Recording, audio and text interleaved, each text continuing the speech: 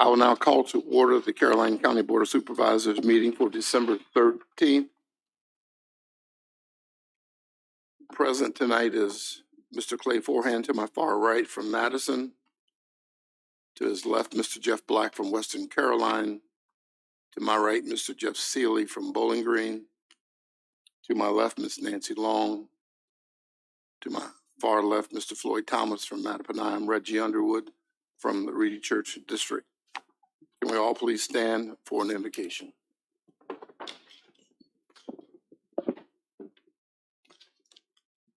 Most gracious and Heavenly Father, once again, we come before you, just saying thank you for another opportunity for us to gather. Heavenly Father, we give thanks for all the blessings that you've bestowed on us throughout the year and ask for your continued guidance and protection. Heavenly Father, we know that all things are possible within your hands. All thanks, all blessings, we ask in your precious name. Amen. Please remain standing for the Pledge of Allegiance. Pledge allegiance to the flag of the United States of America and to the republic for which it stands, one nation, under God, indivisible, with liberty and justice.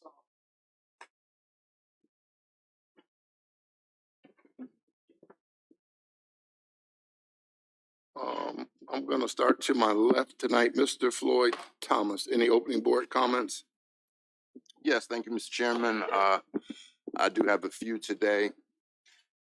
Last month, I mentioned during our board comments that supervisor or former supervisor Wayne Akers wasn't doing well health-wise, and sad to report that he passed away shortly after the board meeting. I also attended the Take Your Legislator to School Day last month at the school board. I represented the Board of Supervisors there. New programs like cybersecurity, nursing, and drone use in farming I found to be excellent options for students and places where I'd like to support them. I also noticed a newspaper article, just to bring it back again, that the Stafford Economic Development Authority donated $750,000 to Germanna. We didn't fund Germanna, but we may have a chance to bring them back again.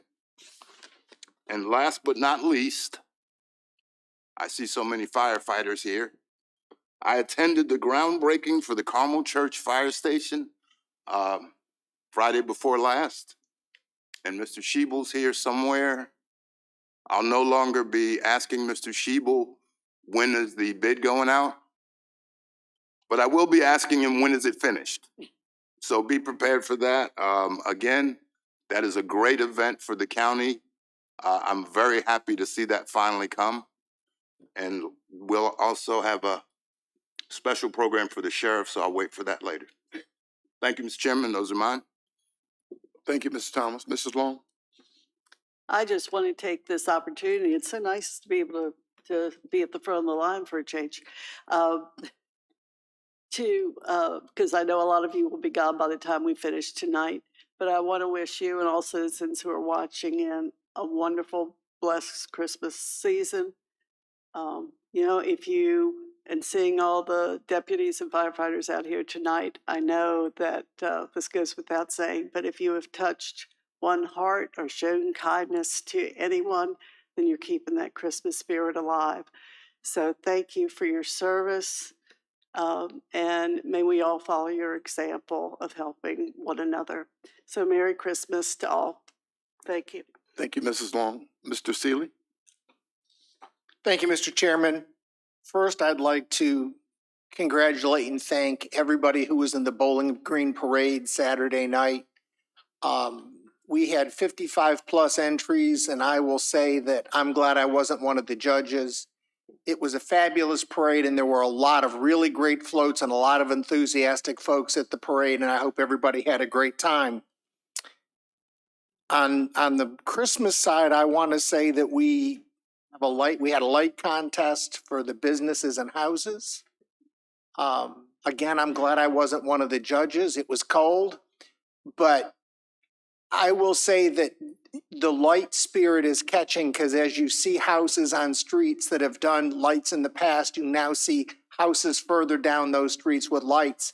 I would encourage everybody to drive around and look at the great lights, not just in Bowling Green, but even up and down some of the rural roads. A lot of folks have really gone all out to do that. And I think that just says a lot for the spirit and how people are trying to lift everybody's spirit in this Christmas season. And lastly, for those that haven't seen, there's a Christmas tree in front of Pitts and Mans. That's a community tree donated by many, many businesses and decorated by volunteers. It's just a gesture of kindness to everybody to see something lit up on the street as you drive through, particularly at night. It really is a wonderful tree, and I want to thank everybody that helped make that happen. Thank you, Mr. Chairman. Thank you, Mr. Seeley. Mr. Black? Yeah, just have a few. Once again, I want to reiterate to everyone, this is our last meeting before Christmas and the holiday season. So Merry Christmas and Happy Holidays to everyone. Had an opportunity this past week to attend the employee luncheon. So Ms. Hall and Mr. Cully and everyone who put that on, really, really want to thank the county employees for everything that you do for Caroline. Really, really significant what you guys do. So thank you so much for that. I also would like to reiterate what Mr. Seeley said. The Bowling Green Christmas Parade was fantastic. It was packed and it was really excited. So that was really, really good for Bowling Green. And finally, just one thing that I do want to mention is the Polar Bear Plunge is coming up on February 4th. Mr. Thomas said he was going in this year. So if we could get other members of the community to want to jump in for one of the organizations, it raises, last year it raised $43,000. So for 7 different organizations in the community, Caroline's Promise, I mean, there's just a whole list of them. So it's really, really a good way to get out and raise money, and they always need plungers to go in. There's no overhead. And then last, Mr. Chairman, I've been getting more, I do think we do as a board, we do have to make an issue with Dry Bridge Road. I've been getting more communications as far as that is concerned. Now, I know that's not my district, but there's citizens that are contacting me who work at MC Dean and in that area, and they have concerns about how sharp the curves are. And I do think when it comes to a major project or a smart scale, we really have to take a hard look at that because citizens are concerned about trucks coming around those corners, those sharp curves, and the road being narrow. So I appreciate it, and that's all. Thank you. Thank you, Mr. Black. Mr. Forehand? I have a few. First off, I wanted to second something Mr. Thomas said. Mr. Akers, Mr. Wayne Akers was my predecessor on the board. He served the county for 28 years. He did pass away, so the thoughts go out to his family, especially approaching the holiday season. Next, Sheriff, you will be missed. Sorry to see you go. I understand completely why, and congratulations. But again, you will be missed. You made it. Lastly, I want to put out just a huge thank you. I did have a cardiac issue in early November. A volunteer crew came to my aid. Met up with a professional crew. Outstanding folks, professional. All of them took great care of me. County staff, thank you for the baskets. The county board members' wives calling, just to check, see how things are. I'm on the mend. Thank you. And but I wanted to say thank you to the fire and EMS services that they're top-notch professionals, and I owe them a lot. So thank you very much. Thank you, Mr. Forehand. I just have a couple of opening comments. First comment is to the citizens of the county for supporting the county in the funding of the fire station at Carmel Church. It's sorely needed. It's a high income area, high traffic area. And I think the county did all it could to make sure that's a top-notch firehouse. And I'm hoping that as we continue to grow, that we can do more of the same in other parts of the county. So to the citizens, thank you for your tax dollars and support for the men and women that you call and who respond to your needs, regardless of the day, the hour, or the moment, they'll be there. My next comment is to the administrative staff and the staff from the county and all of the departments. I've served as the chairman over the last 2 years, and I just want to say thank you to all of the department heads and for making me a better chairman. You know, sometimes I get on my soapbox and you guys reel me back in, as they say in The Godfather. Every time I get out, you reel me back in. So you guys kept me in line, and I really appreciate that. Lastly, this is the holiday season. You can do something nice for someone, I would advise you to do it. It comes back tenfold. And this is a great time of year to think of others, not what you can receive, but what you can give to others that may spur them along their way, get them through the day, even if it's just a kind word. So those are my comments, and thank you. Amendments to the agenda, gentlemen. Mr. Forehand. None, sir. Thank you. Mr. Black. None. Thank you, Mr. Black. Mr. Seeley. I have none, Mr. Chairman. Thank you, Mr. Seeley. Mrs. Long. None. Thank you, Mrs. Long. Mr. Thomas. And I have none as well. We'll move right into, we have several presentations and reports for tonight. Our first presentation is a recognition of Scott Saul. I'm sorry, Mr. Sullivan's not here. We'll do that in January. Next on the agenda is recognition of Sheriff A.A. Tony Lip. I wonder why he has two A's. I never did ask you that. Anthony, you're kind of long name, but okay. So A.A. Tony Lipper Jr. For his retirement. Sheriff, would you come forward, please? The board wishes to read this recognition, give you an opportunity to speak. This is a resolution of appreciation for Sheriff A.A. Tony Lipper Jr. upon the occasion of his retirement. Whereas A.A. Tony Lipper Jr. was first elected Sheriff of Caroline County on November 4th, 2003, and whereas under his command, the Caroline County Sheriff's Office has become a modern law enforcement agency committed to providing exceptional service and protecting the lives and property of Caroline County's residents and visitors. And whereas for the past 19 years, the Sheriff's Office has continuously involved to meeting challenges and opportunities. Examples of the progress made include the implementation of computer-aided dispatch, conversations to an electronic records management system, the installation of computers in every patrol car, adding specialized teams, and placing school resource officers in every school. And whereas, under Sheriff Lipper's leadership, the Caroline County Sheriff's Office received its first accreditation by the Virginia Law Enforcement Professional Standards Commission in 2008, and has since been reaccredited 3 additional times. Accreditation by the VLESC is a prestigious achievement and increases the law enforcement agency's ability to prevent and control crime through effective and efficient delivery of law enforcement services to the community it serves.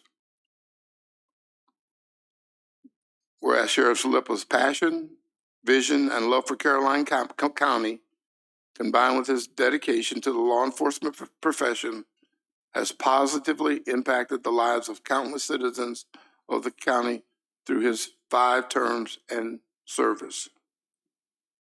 Whereas Sheriff Lipper has announced his retirement as sheriff on December 31st, 2022.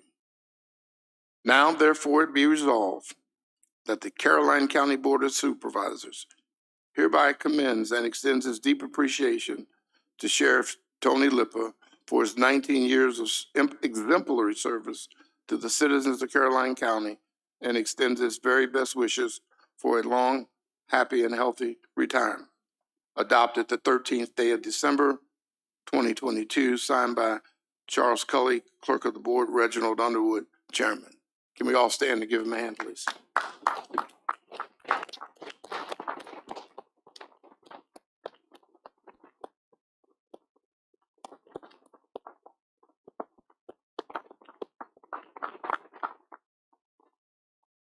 Sheriff, the floor is yours. Thank you, Mr. Chair, board members. I'll try to keep it short. You know I can do that. But again, everyone here is for Caroline County. I know that. You all know that. And even though we might have had our ups and downs, God has blessed us all. We're all here for Caroline County.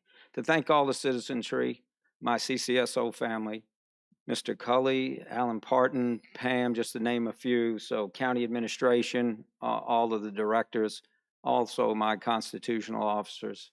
I thank each and every one. It has been a pleasure. Said at the very beginning, I'd be here as long as my health is good and as long as people wanted me. Mr. Forehand and I now have something that's similar in common. So with that being said, thank you all so much. God bless you and Merry Christmas to all. Yeah, can I bring up the Lipa clan, the CCSO family, and anyone else that wishes to come up? I know Casey's got the photograph. What's easier? Good? Good, come on. Come on, CCSO family, come on. For those that want to come.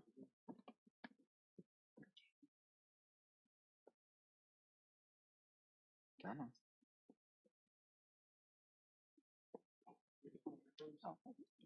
They do it from this way, Go this way. this way, right this way. I don't know.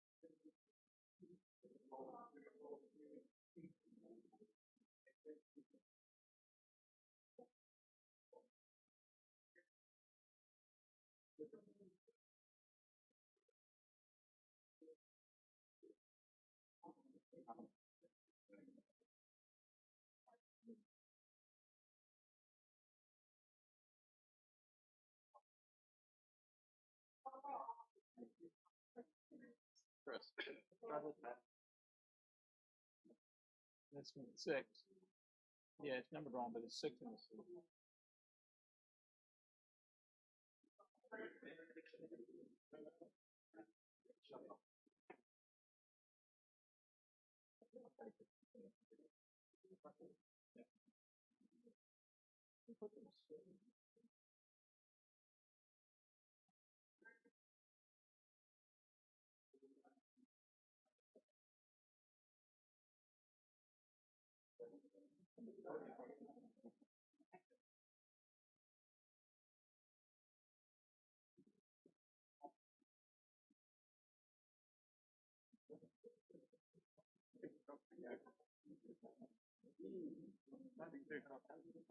Oh, yeah, yeah, not too old. No, not real.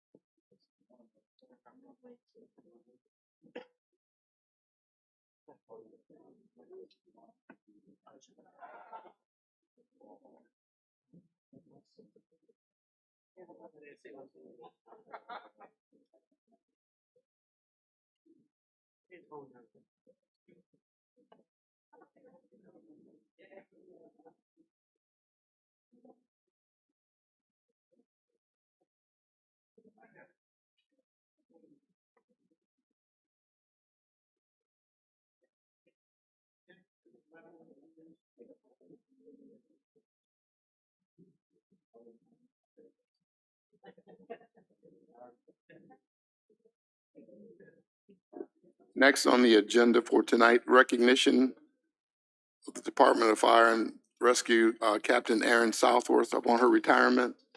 Ms. Southworth, can you come forward, please?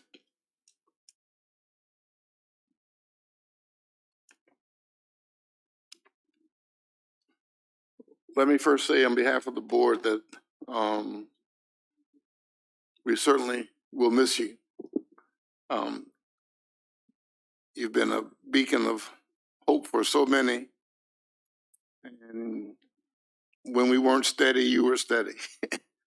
And I think that's been very important to us. Mr. Seeley is going to read the resolution, and after that, we'll take a few pictures. A resolution of appreciation and congratulations to Captain Erin Southworth on the occasion of her retirement from Caroline County. Whereas Captain Erin Southworth began employment with Caroline County in April 1995 as a fire and rescue emergency communications officer, and whereas after serving as an emergency dispatcher, became one of the first 2 career firefighter paramedics hired by the county in November 1997, not that long ago.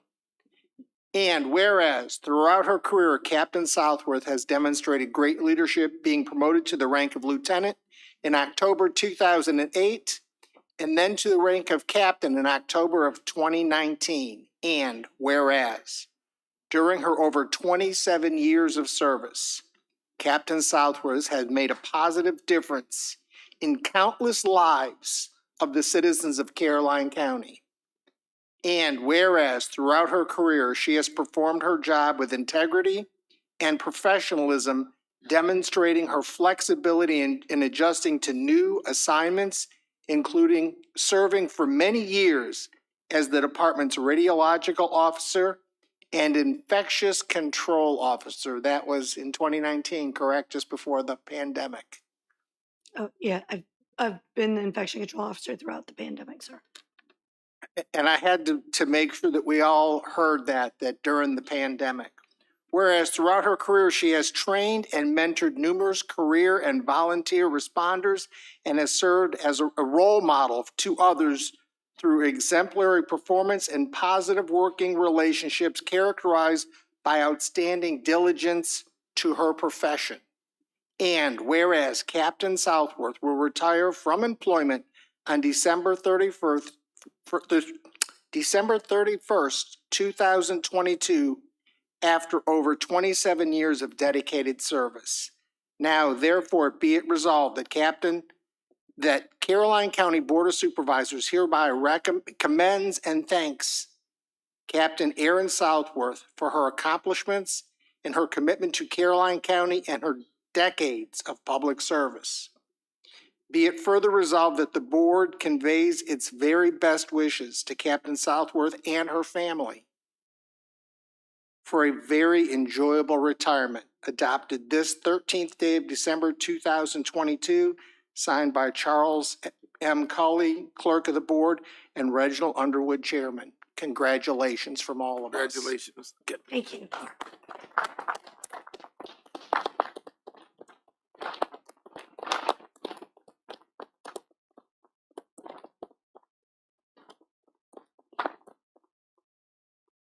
Ms. Southworth, the floor is yours.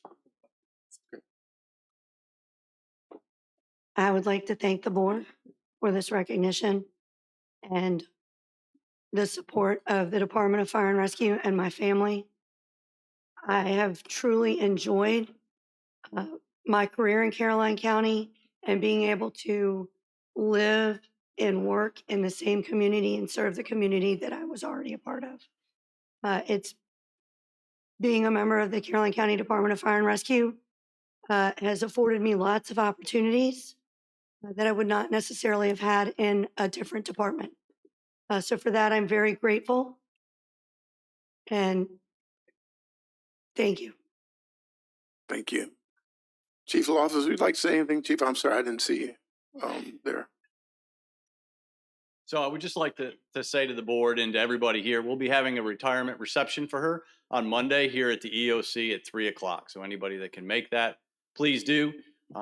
Being one of our first 2 employees in this department, we have come a very long way. We are building a brand new station. We're buying a ladder truck. We're buying new equipment. So she has seen that change from its inception all the way to where we are today, certainly with the board's support and the citizens. So she will be sorely missed in the department. So congratulations. Thank you.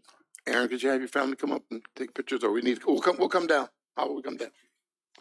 How about if we come down? We'll come down, okay? Where's our, oh, You want to bring everybody up? Yeah. Okay. hey, Chief, are you sure she doesn't want to stay until we get the new fire station? We did try. We did work on that, and the majors worked on her as well. So We got a bed all there for her. 7 beds, 7 beds. If everybody, fire rescue wise, would come on down. Anybody affiliated with Aaron, come on down. We'll get one big picture.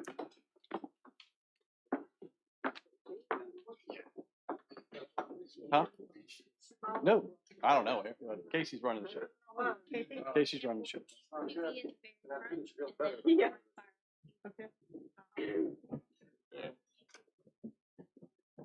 So I was going to say hello to Jeff.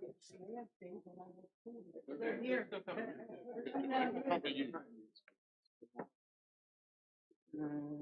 We'll probably be people in front. Oh, no, you don't have to go back there. You guys never.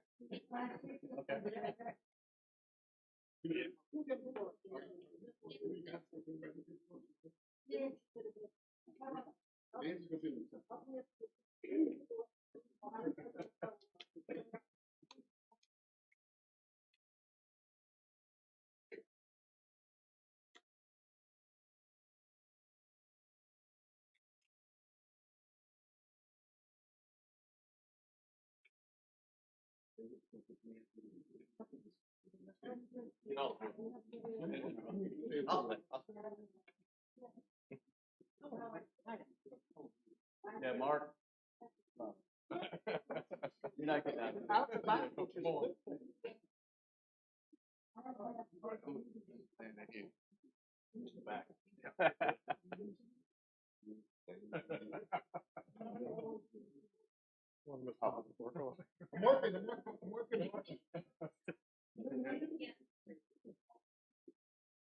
Okay. Not around my mom.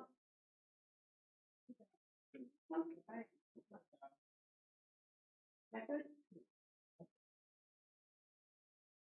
Okay.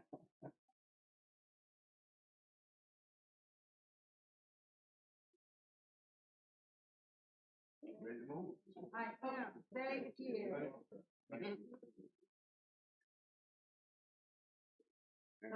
Keep going to the community college. I had fun doing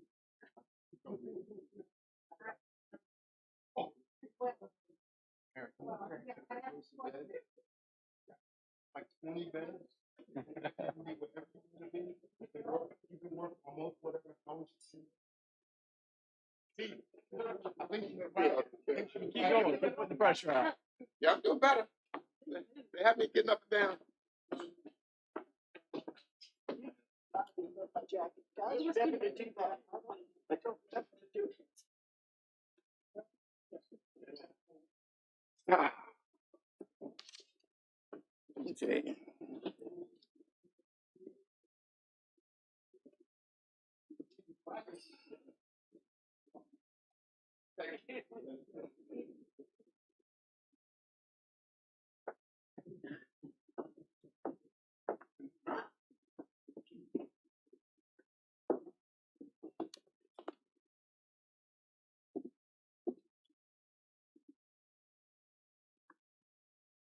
Okay. Next on the agenda is a report on the county revenue derived from Meadow Event Park. Our Commissioner of Revenue, Mr. Bassoon. Good evening, sir. Good evening, everyone. Merry Christmas. Congratulations, Sheriff Lippa and Captain Southworth. You all asked to see some revenue from the state fair and then from the concert series. So this is just two quick slides. The first one being state fair from 2019 to 2022. The food and beverage, you can see that it's very significant on the up climb. The jump from 2021 to 2022 could be from it could be from numerous things. Cost of goods. There was an audit conducted this year at the State Fair by Meadow Event Park on all of the vendors that were there. They were required to have cash registered, show receipts and some different things. I don't know all the details they went through, but we saw a significant spike. Again, I don't know that it was due to the cost of goods and the sales price or due to this audit that they had. Mr. Bassoon, do we have yeah. the attendance numbers for those years? I don't have the attendance numbers. I just did the trust tax. Okay, that would be a good indicator of, Mhm. you know, Yep. cost per attendee. I can say that 2021 had great weather all the way through. Right. We know that last Sunday for this year was bad. Vendors had a real tough time. It was a lot of rain. So even with that bad weather at the end of the state fair this year, we saw the spike. Right. The sales tax you'll see on this graph broken out only because the state sales tax department is present on site during the state fair. And in their reporting modules, they have this as a separate category. The second slide will show the sales tax incorporated into it. Before you leave this slide, can I ask you a question? Yes. Yes. Now, you're saying this is the total food and beverage sold, or this is? This is our 4% This is our meals tax. This is our 4% meals tax income from the food and beverage sold at State Fair from 2019, 2022. So 4% equals $91,000. 2022. Right, our share, right. Our share. So there were like $900,000 in food that they had for the fair? The growth receipts are significant at these events. I mean, State Okay. Fair was packed the first weekend. You know, that first weekend there, they had a tremendous. I mean, Marlene, I think, is coming in January. She probably has a lot of the numbers for attendance and ticket sales and stuff. So Okay, that just seems high to me. A lot, yeah. mhm. I could do the actual math. I'm going to do the actual math.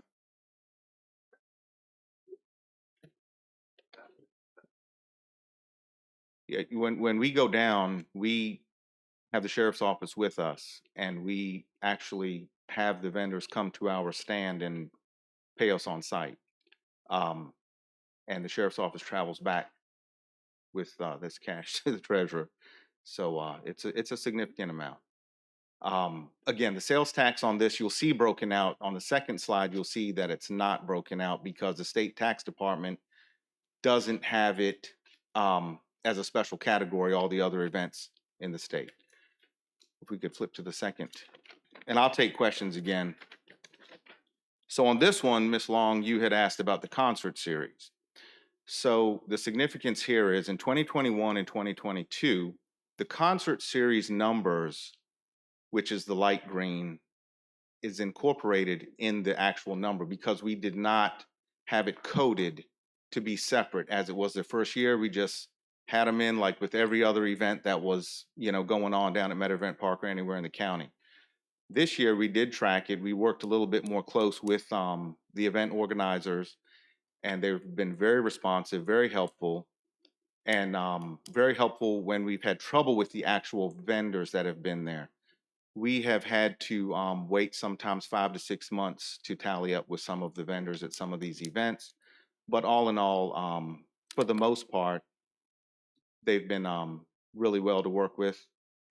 And if they are allowed to come back again next year, the concert series specific, we should have better tracking, with that number broken out. And if I may make a comment on that, that is without the, one of their biggest, I guess, shows was canceled this year due to a band member having to go to. So the Lady Antebellum show was not there, and that probably would have been one of their highest, if not the highest attended one. So that was, that one was missing. So that number could probably even be higher. There's one thing to note. I meant to say this in the very beginning. These graphs do not include most of November or December. So this was just up to the time we got this done, because folks have up till certain amount to after the event to tally up with us. Are they doing the light show again this year, Mr. Bassoon? Yes. Okay. Yes. And I just wanted to be brief with this information. It's just a quick and fast. So any questions, I'll be happy to answer. Overall, for the most part, I think there was a concern about the working relationship and different things. It's been wonderful. As far as the event organizers, Marlene has been great to work with. The Kriegers, I think that's Mr. Krieger has been wonderful to work with. They've been very receptive to us. The problem comes in when we deal with the individual vendors, but they have abided by the new ordinance that you all adopted. They're providing the information on spreadsheets. We're able to track these folks. That's why we're able to track them further down into the year. And that was the whole mission all along, was to capture what was owed to the county. So not necessarily, banging heads with the event organizers, but just making sure the vendors pay us what Carolines do. Sorry. Would you go back to the first line, please? Yes. I mean, we've got it in our packet, but 91,000 is 4%. Explain that. No, I mean, I just wanted to make sure I did the math. It's like $2.2 million. Is their total food and beverage sales? When you add all the vendors together for all 7 days, what we do, we go down on the Monday and we collect for the first Friday, Saturday, Sunday on site. 10 days, I'm sorry, 10 days. And then we go on the last Sunday and we hand collect this money and bring back to the treasurer. Okay. I'm just saying, to get to $91,000 or $92,000, it's like 2.2, 2.3 million total. And our 4% is that. So there's a lot of money at the Yes, sir. fair. Okay. So just something to point out in case in your point there, if you notice the vendor licensing for 2019 and 2021, it's fairly low. So the purpose too to get rid of vendor licensing was to encourage more food sales vendors to come, to capture that 4% of the trust tax. And we think that it is significantly overwhelming the, dare I say, the hassle of getting the $30 vendor license fees. Mr. Cully, when Marlene comes to do her presentation to the board, can we have these two slides available? Because we want to look at overall attendance and get a average cost per attendee with our tax number, just to see what, I think that'll be interesting. We'll reach out to Marlene. Yes. And try to get the attendance numbers in advance so we can do the math before you get here. Yes, sir. We bring Yes, it sir. on slide. I think the board will be interested to see that number. Just one more thing on the concert series in particular, there was we changed a little bit of our method dealing with the vendors this time. This past year, the vendors had to tally up with us at the end of each concert versus tracking them throughout the whole year and different things. So they worked well with us on that. It was tough, but it's a work in progress, but it's working. That's where the other person comes in. Yeah. That's where the other person comes in. Thank you, Mr. President. All right, Board members have any questions? Again, this $92,000, 91.5 goes into the meals tax, which is school capital projects. That's where it goes. I believe so. Is that right, Mr. Cullen? Yes, I believe. That was what the original ordinance The was. ordinance, yeah. Pays debt service on schools Right. debt. So it's not new, but it is paying the debt service each year. So it's a good number. Mr. Foran, any questions? Well, I'm sorry, what's the school Mr. debt service And number? the higher that number is, the less there's a general fund needing out of, to pay it out of just general taxes. What's the school debt service number this year? Is it 4.9? She's looking. Being younger, she can see that on her phone, where I would have to open up a computer. And zoom in. Yeah, that's right. It's not 4.9. Well, You asked me Yeah, that. what in is it for the May, year? I'd be able to remember, but I okay, It's- that's will get all it right. to you. It's a lot. That's all right. That's your only question? Thank you, sir. Mr. Black? I just have a statement. I think that in talking with Marlene, I had sent her an email as far as the auditing, and she had replied back to me that the auditing made a heck of a difference this year, and I know some of the vendors weren't happy about that. So, but I think that was a significant, considering she did lose pretty much the entire weekend, because the weather wasn't just bad on Sunday, it was bad on Saturday too. A lot of people stayed away. And when you lose a weekend on the state fair, that's huge. The second thing is, yes, with that food and beverage for those, if you add the concerts in, I mean, if that debt service goes towards the schools, I mean, let's bring more concerts in. Go, let's roll. I'm glad Mr. Thomas is in agreement with that, so let's roll. No. All right, appreciate it. Okay, Mr. Black. First, I can't swim, so I'm not going in the water. And I don't like cold, okay? And I didn't say more concerts. But I like agreeing with you. Mr. Seeley? I'm good, Mr. Chairman. Thank you. Mrs. Long? Thank you, Mr. Pursuit. Mr. Cully, you have a comment? 4,989,000. 4,980,000. 5 million. Did I say 4.9 originally? Thank you, sir. Numbers stick in my head. Next on the agenda then is employee health insurance. Miss Mary Jones, One Digital.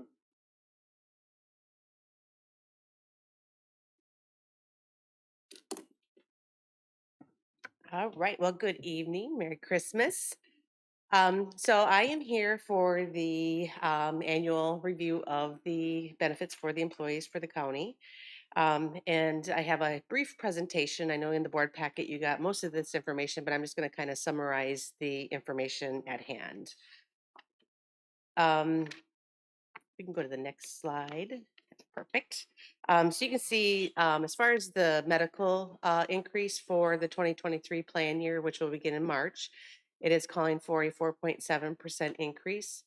You can see the impact to the employees versus the county. So the employees are going to be impacted by about just shy of 35,000, and the county itself will be impacted about 161,000, 162,000.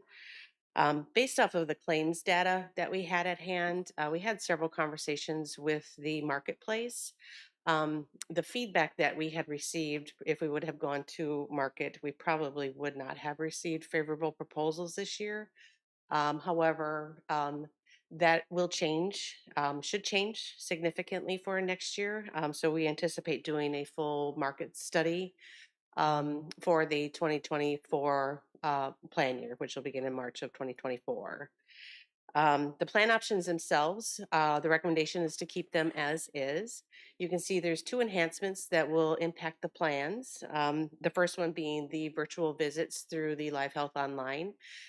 Currently, if folks are using that program, they're paying a $5 copay for those virtual visits, and that will become a $0 copay as of March 1st. And then secondly, Anthem has historically had a program called guest membership, which was basically used for folks who had children out of state, so out of the Anthem Health Keepers area, or a child that was living with another parent out of state. They had to apply for a guest membership. That will be going away because those folks will have access to the national network through the Blue Cross Blue Shield network. So that is an enhancement on both fronts. Next slide. Next slide, and I know this is a little bit of a busy slide. I did my best to summarize it. But basically, this is just showing you the impact, the total impact, because part of your plan, we also have the folks from the detention center as well as the town of Bowling Green. So you can see the total impact is 250,000, of which the county, again, is the 161, and the employees is 34.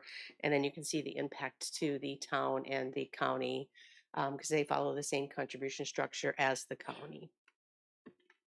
Next slide.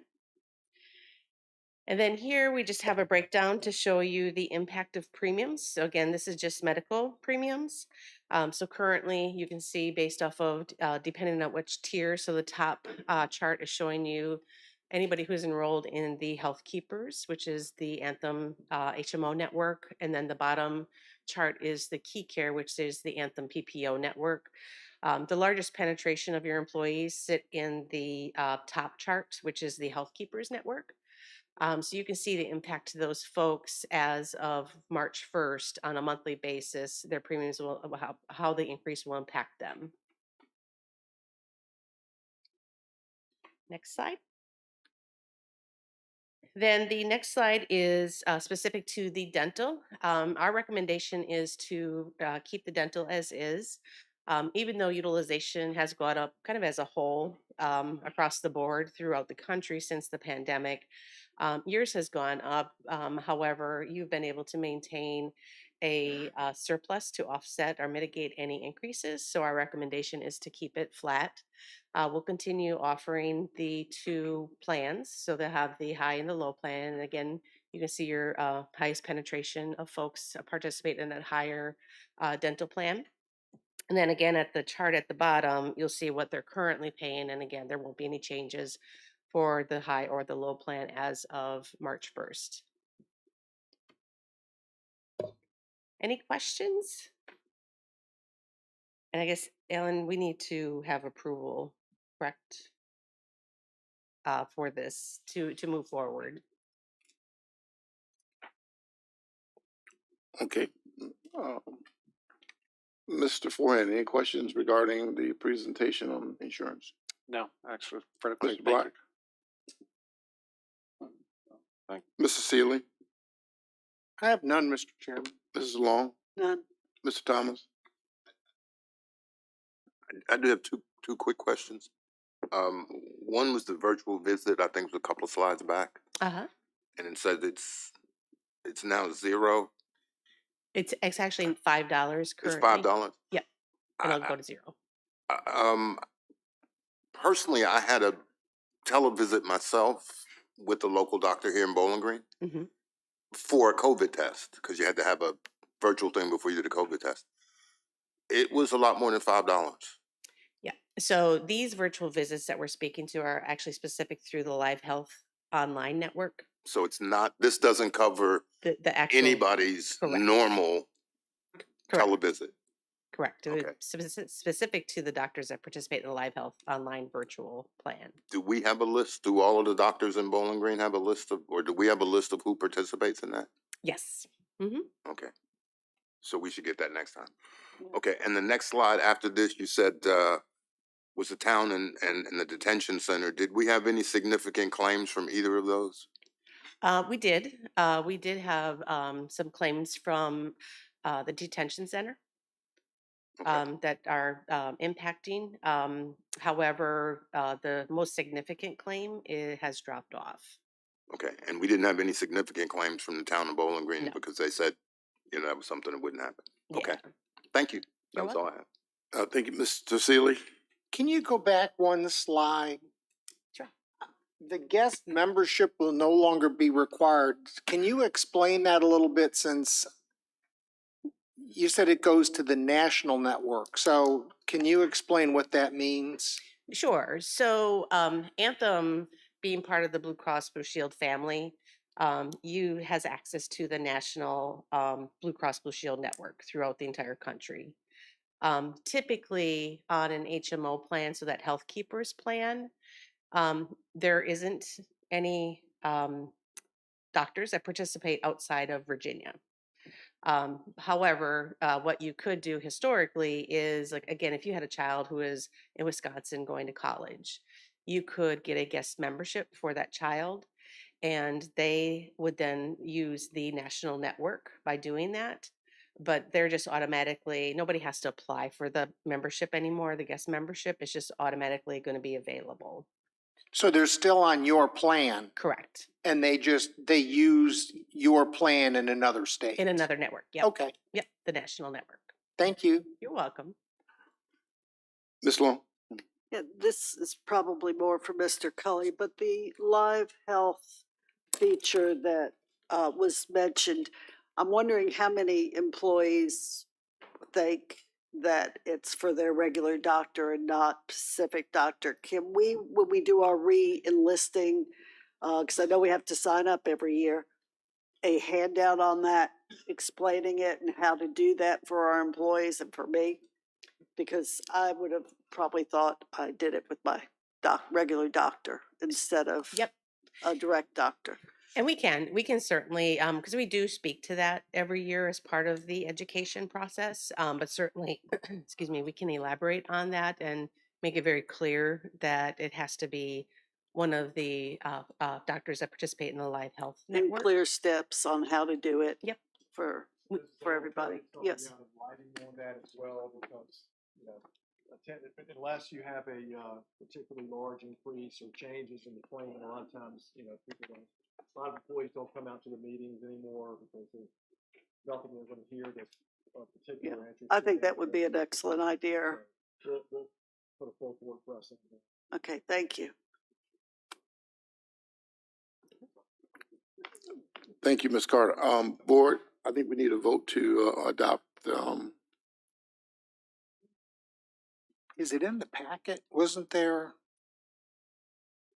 yes, Second. there's a motion that we move forward with the insurance as proposal as presented, and there's a proper second. Any discussion? All in favor, say aye. Aye. Any opposed? Motion carries. We move forward. All right. Thank you, Ms. Jones. Thank you. Mr. Chairman.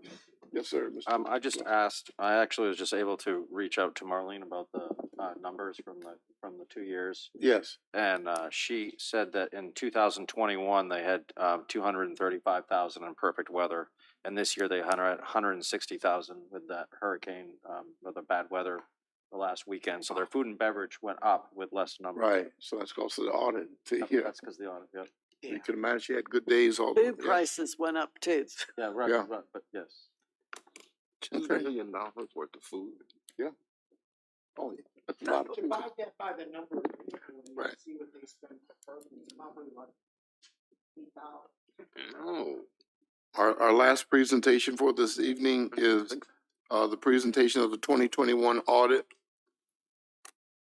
Yeah, 200.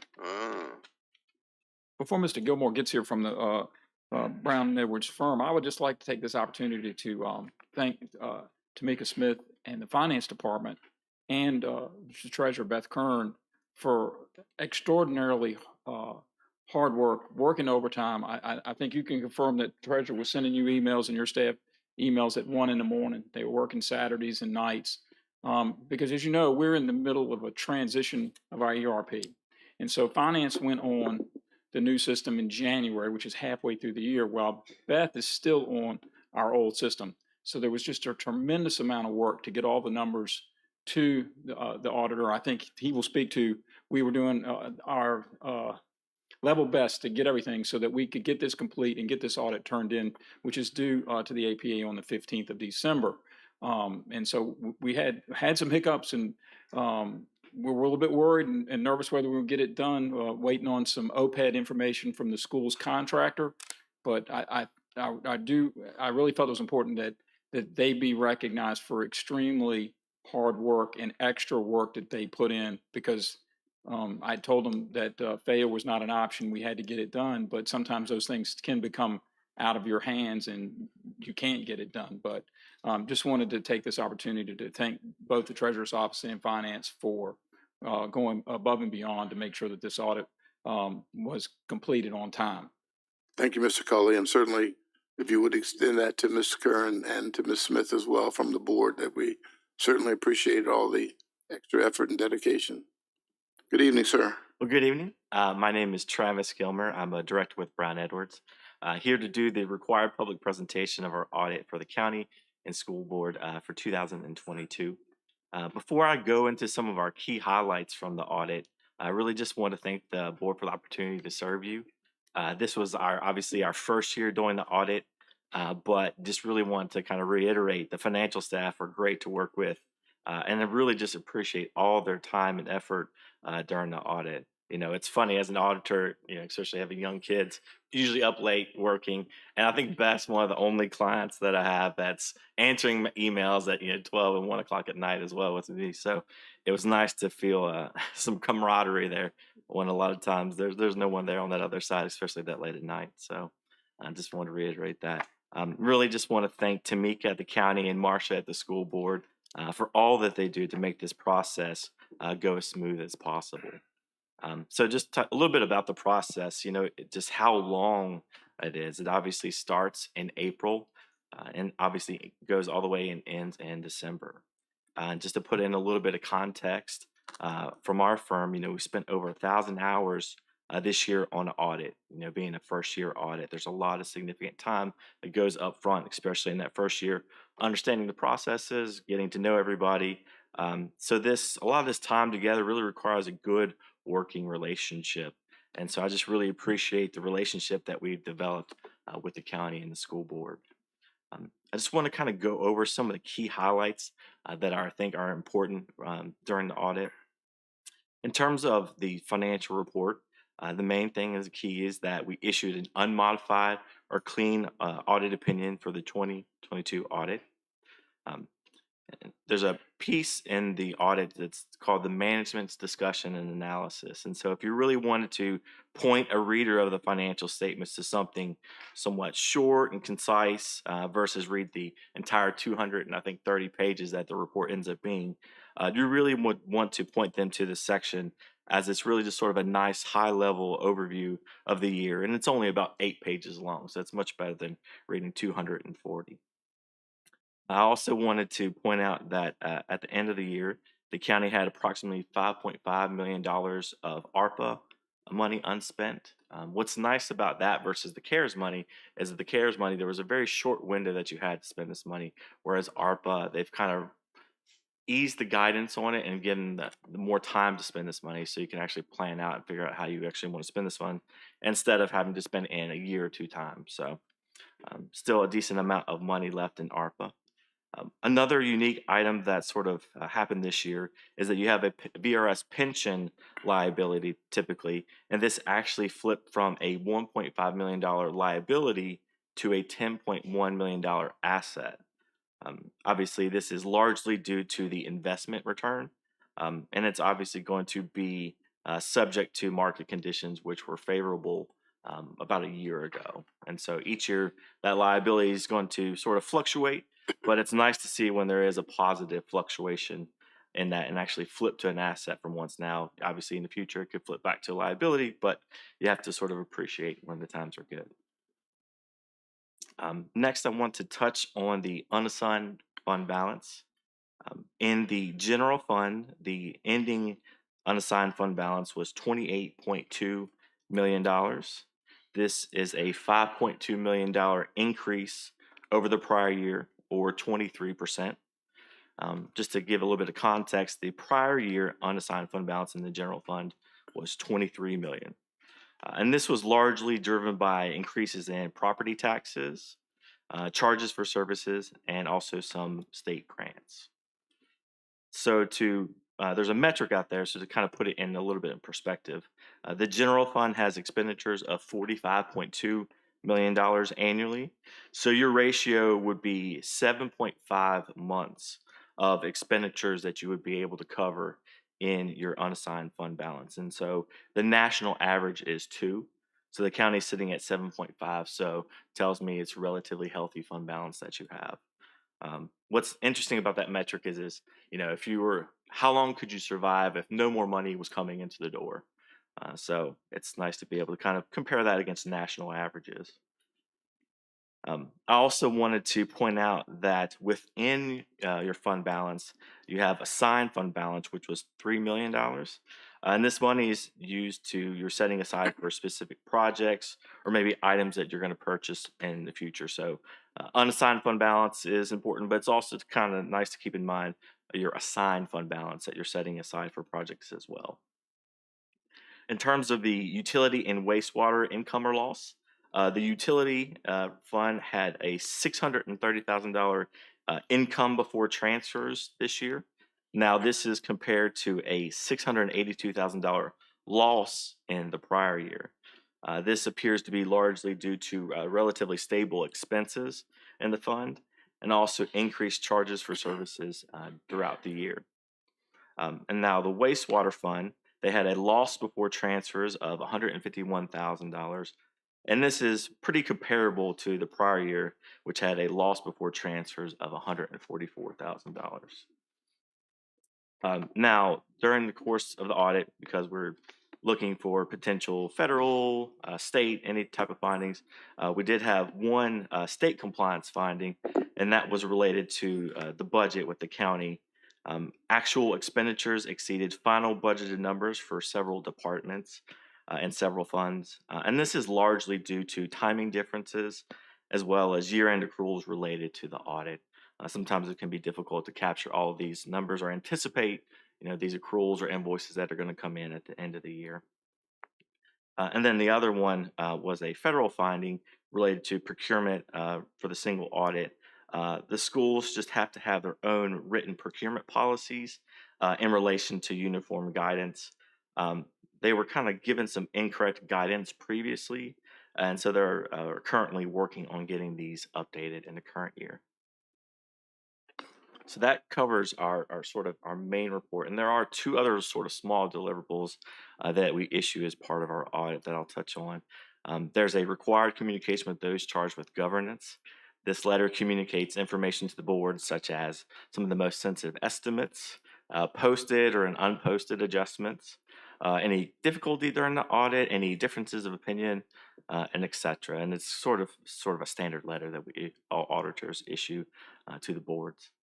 And then lastly is the management letter, and we had 4 items that we just wanted to sort of touch on. The one which I kind of touched on just a few minutes ago was a procurement. So both the county and schools need to have written policies and procedures for uniform guidance procurement. So this is federal procurement. These requirements are more in depth than the normal sort of state procurement policies that you have. As far as compensated absences at the county, we noted some inconsistencies in the application of year-end accounting and accruals for this liability. So we just recommend that the policies and procedures be updated to accurately reflect how these balances are paid out upon retirement or termination. Drawdown of funds. The county has several bonds and lease proceeds in SNAP and U.S. Bank. And so we just recommend these amounts be drawn down to reimburse for amounts spent and transferred into the county's main checking account. And then the last item dealing with accrued revenue.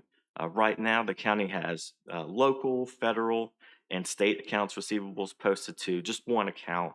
And so for reporting purposes and sort of clarity, we just recommend separating these accounts receivable balances out just for a little bit more clarity.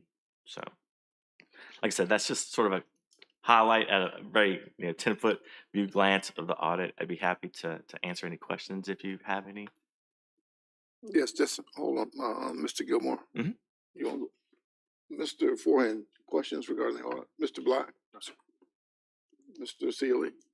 Yeah, I have one. When you look at our total fund our fund balance, Mhm. Do you look at current expenditures that are against that have already incurred this year?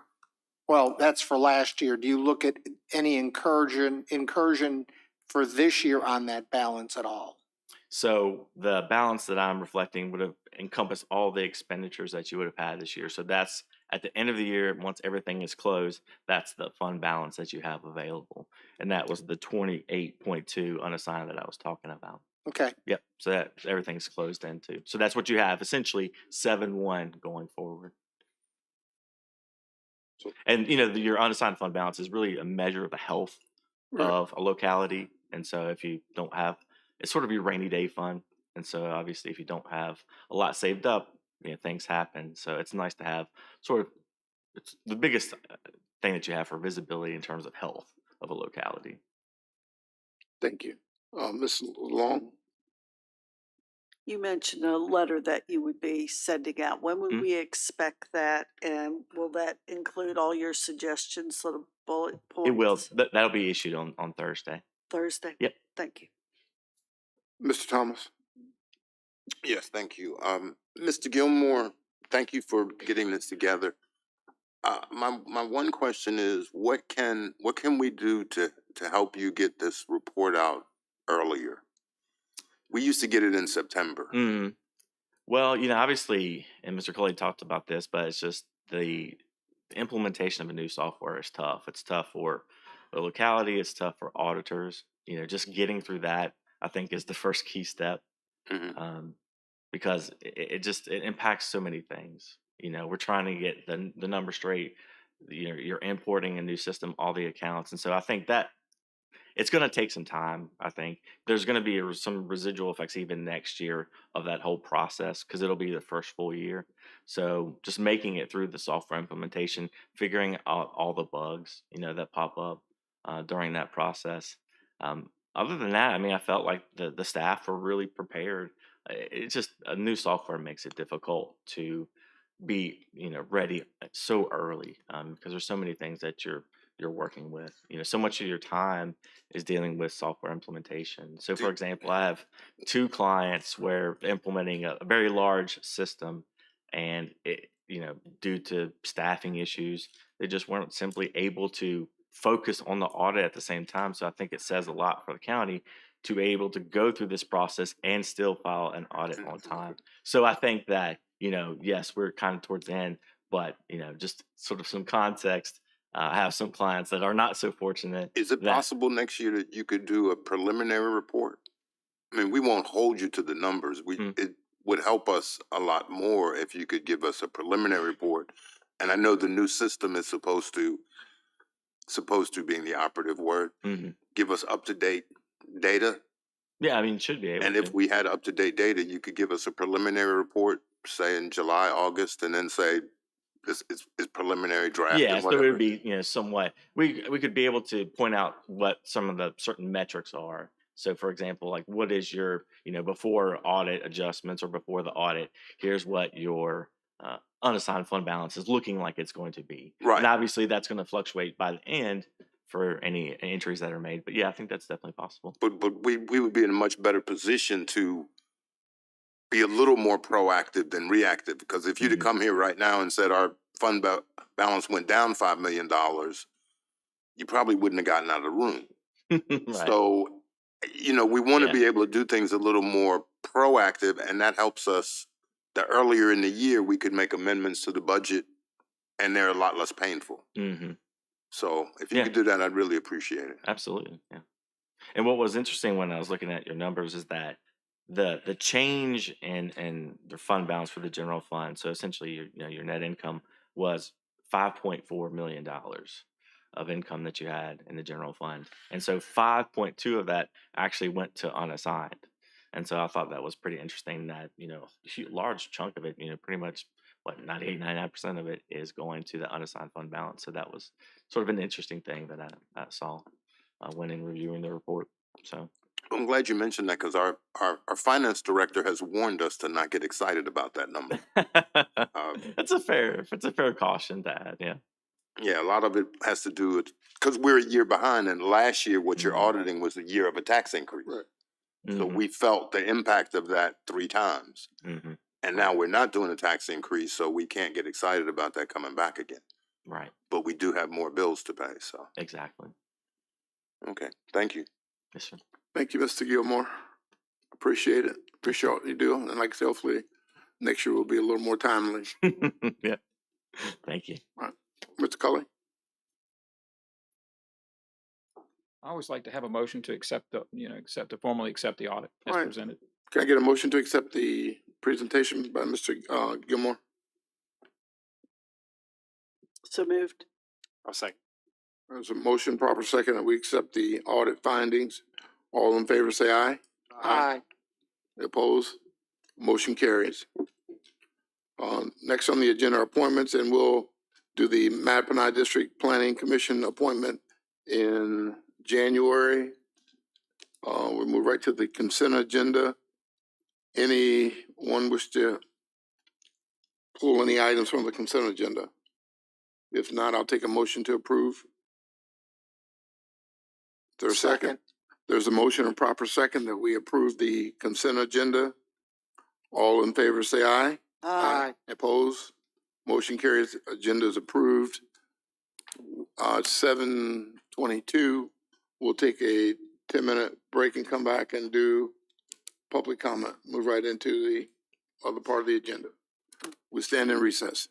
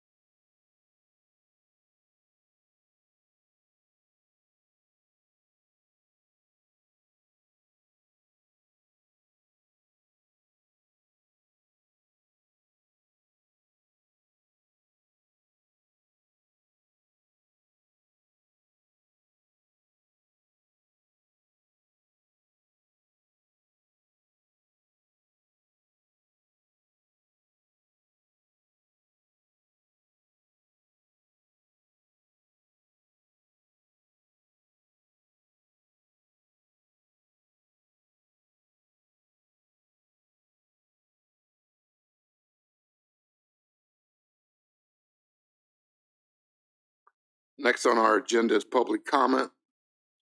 Public comment is an opportunity for the public to speak to the board regarding any matter that they have. Certainly, once you come before the board, we ask that you state your name, your magisterial district, and your concern. You'll have 3 minutes. Please speak to the board directly, not to any one individual. It's not a question and answer, only an opportunity for us to hear your concerns. Public comment is now open. Is there anyone who'd like to speak? Just please come forward.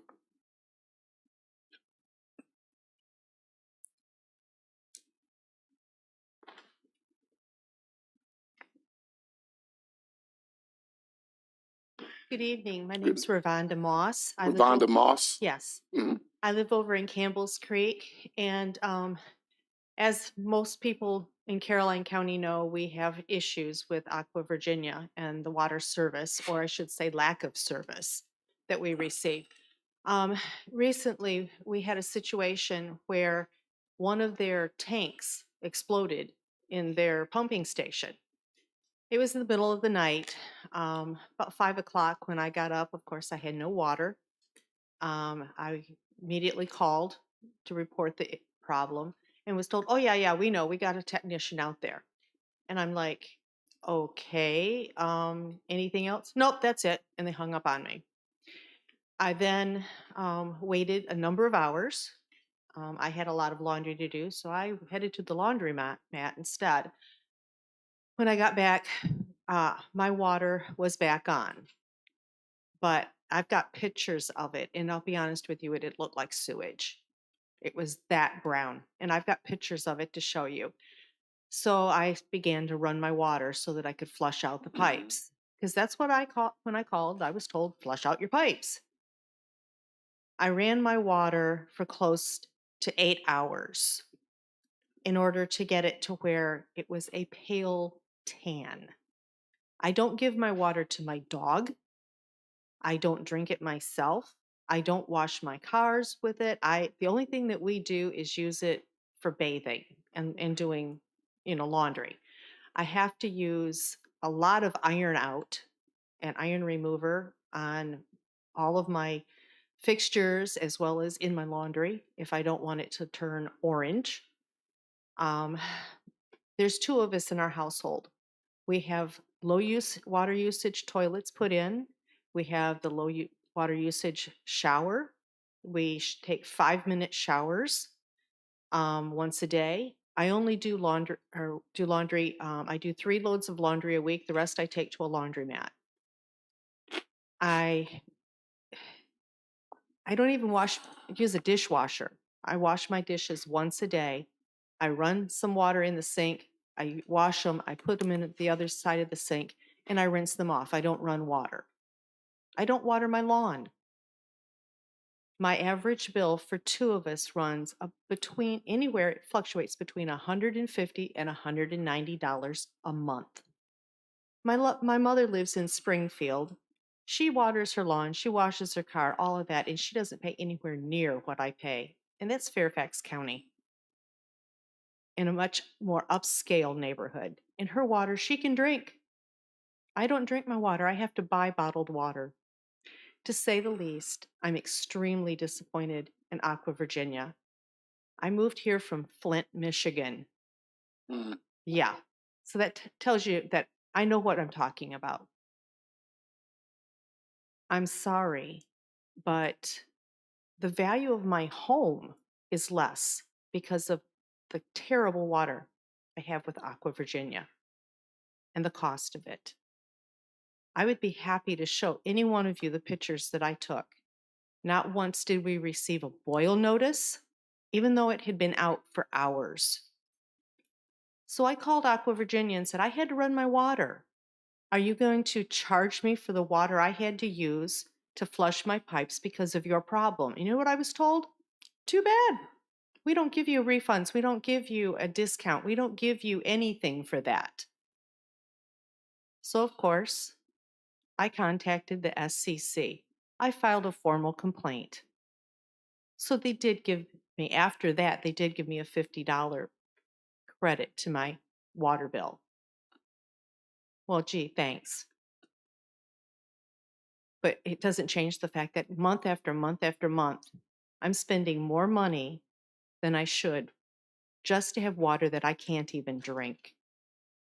Now, I understand Campbell's Creek is an older subdivision and it is an aging system, but they cobble it together, they patchwork their repairs instead of fixing the problem. I would like to have some of the Aqua Virginia executives come down and live in my house for a month, wash their clothes, and drink the water that they expect us to drink. I guarantee you not one single one of them would be willing to even have a glass of it sitting in front of them at a dinner table. I know your hands are tied in many ways because of the cost of trying to buy Aqua Virginia out. I've discussed this with Mr. Forehand, I've discussed this with Mr. Black, and they're just as frustrated as the customers are. But I'm at the point to where I'm ready to say it's time to get the state involved. And if that means having to take and get a hold of the newspapers, get a hold of the news channels, I'm willing to do it. If I can fight in Flint, I'll fight in Caroline County. And I'm just asking if the board would have our backs. If the customers stand up and say enough. It's been years. And that's my question to you tonight. Would you support us if we stand up against Aqua Virginia and what they're doing? Thank you for your time. Thank you, Mrs. Moss.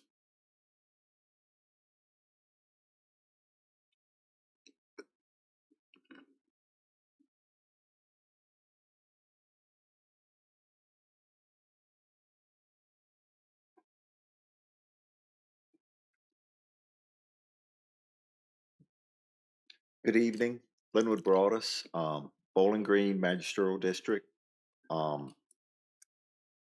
Thank y'all for this opportunity. I'm the Caroline County Farm Bureau President. Volunteer over the State Fair. I am on the Youth Development Board, which handles the scholarships. So I do pretty active with the fair. We had a meeting several years ago, Mr. Underwood, about this topic of an admission tax. Earlier, there were some numbers thrown out, 91,000 in taxes that were brought to the county from the fair this year. Just to clarify a few things, Friday, Saturday, and Sunday, we got slammed. It rained, we had a hurricane, our numbers were down. I can only imagine what that 91,000 would be if we had gotten a very good weekend, that closing weekend. That would have been a much larger number for Caroline County. From those numbers, you could see that that the State Fair and the Meadow Event property brings revenue to the county. It also brings property taxes. I think there are also fees collected for the RV hookups. Not to mention that since 2013, the State Fair of Virginia has given out over $670,000 in youth scholarships. Every year we give out over $80,000 in youth scholarships. These are all things that we are able to do, and we're glad to do. A admission tax, like anything, any tax is going to hurt. We're already providing income for the county. As the old joke goes, you can only milk the cow so much. So what I'm basically asking is, let's not milk her too hard, and we keep on getting the revenue that we are getting. Sooner or later, if you increase the admissions, we're going to start getting a decrease in people attending. We're right at $16 a person to enter the fair. North Carolina's 13. West Virginia State Fair is 13. I'd like to thank you for your time and considering this. Thank you. Thank you, Mr. Broadus. Is there anyone else who'd like to speak during public comment? Is there anyone else who'd like to speak during public comment? Final call. Is there anyone who'd like to speak during public comment? Seeing no one coming forward, public comment is now closed. Next on the agenda is our public hearings. Mr. Fincham, Special Exception 05-2022, Ruther Glen Holdings LLC owner, Cello Partnership DBA Verizon Wireless. Mr. Chairman, members of the board, your one and only public hearing tonight is a special exception for a telecommunications tower. The applicant is requesting approval for a special exception permit to construct a 199-foot tall monopole cell tower at 23,500 Welcome Way in the Mattaponi district. The proposed tower will be constructed to the rear of the existing motel, which is visible from southbound Interstate 95. The applicant is only requesting approval for approximately 1/4 acre of land, which is all that's necessary for the location and construction of the cell tower. The 2030 plan, comprehensive plan, designates this area as being within the Carmel Church community planning area and designated as commercial and office. And cell towers are permitted uses within the zoning district at that location. Planning Commission held its public hearing at the October 27th meeting and forwarded the application to the board with a recommendation of approval by a 5-0 vote. Thank you, Mr. Fincham. Is the applicant here? Yes.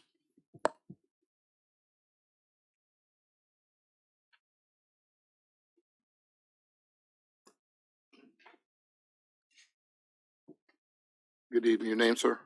Good evening, Mr. Chairman. My name is Charlie Alvis. I'm an attorney with the law firm of Williams Mullen in Charlottesville, and I'm here on behalf of Verizon Wireless tonight. I did prepare a short PowerPoint. I'm not sure if I got it to the IT folks. Okay. I have it on.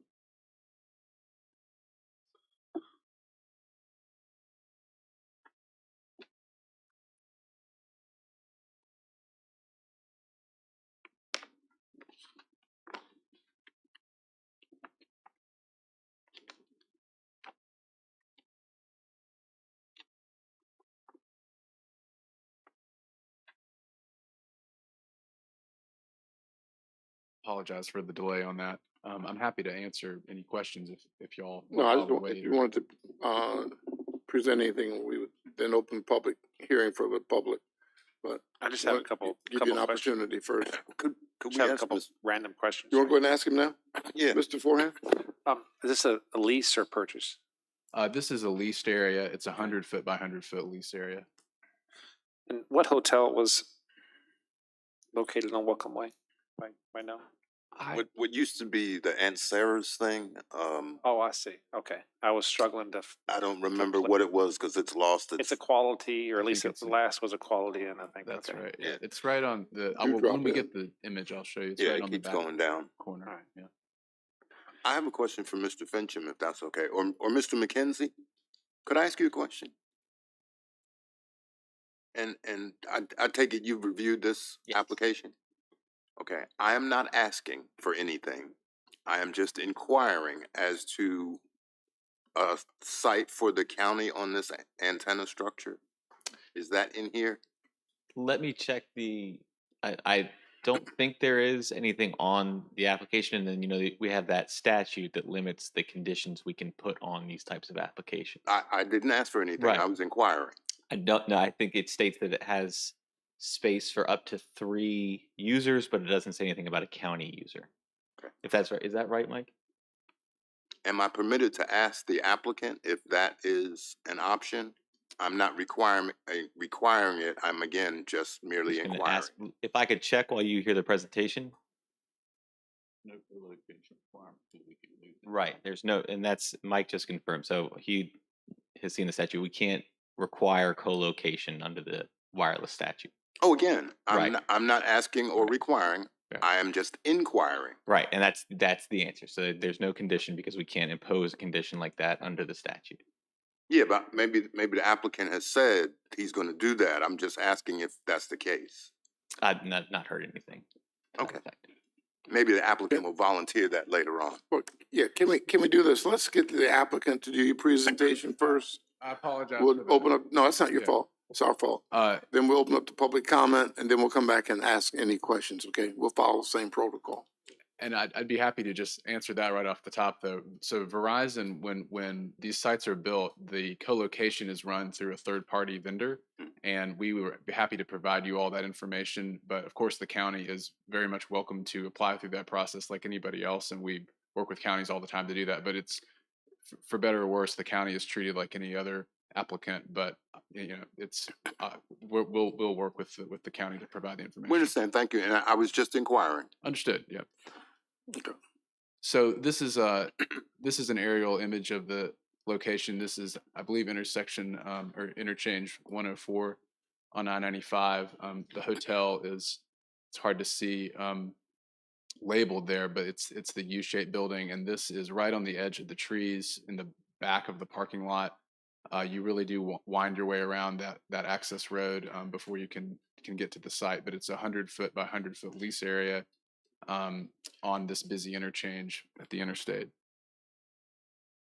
This is just a zoning map to show the areas around the site that are zoned business, commercial, and the orange is our parcel that we're on. But of course, the lease area, as I said, is only 100-foot by 100-foot. This is the site plan or excerpt of the site plan that shows the yellow arrows just pointing to the square there, where the site would be. Again, 100 by 100-foot lease area. In the middle of it is a 50 by 50-foot equipment compound that would be fenced, and there's a access road or a driveway that will be built since it's right up on the existing paved parking lot there, and that's the dark line, sort of L-shaped line that you see there. This is just a zoomed in picture of what we were just looking at. The monopole would be right in the middle of the lease of the compound there, and there would be some ground equipment next to it. It would not be lighted because it's not at a height that the FAA requires lighting at the top. This is a side elevation. You see there's up to 3 additional spots, so the county, through the co-application process, could be one of those. Other providers could apply for a co-application slot. So we're asking for a total of 4 areas on the antenna, or excuse me, on the monopole, and the total height would be 199 feet when you include the 4-foot lightning rod at the top. And that's really all that I had prepared to share with you all in terms of a PowerPoint, but happy to answer other questions you may have. Okay, thank you. What I'd like to do is open up the public. You can go ahead and have a seat. Thank you, sir. Thank you. Public hearing for special exception 05-2022 Ruther Glen Holdings LLC owner Cellco Partnership DBA Verizon. That public hearing is now open. Is there anyone who'd like to speak regarding this matter? Is there anyone who'd like to speak regarding this matter? Seeing no one coming forward, is there anyone who'd like to speak regarding this matter? This public hearing is now closed. All right, now we can take questions. Board members, you have questions for the applicant? I do. Or Mr. Thomas? Mr. Alvis, would you come back, please? Thank you.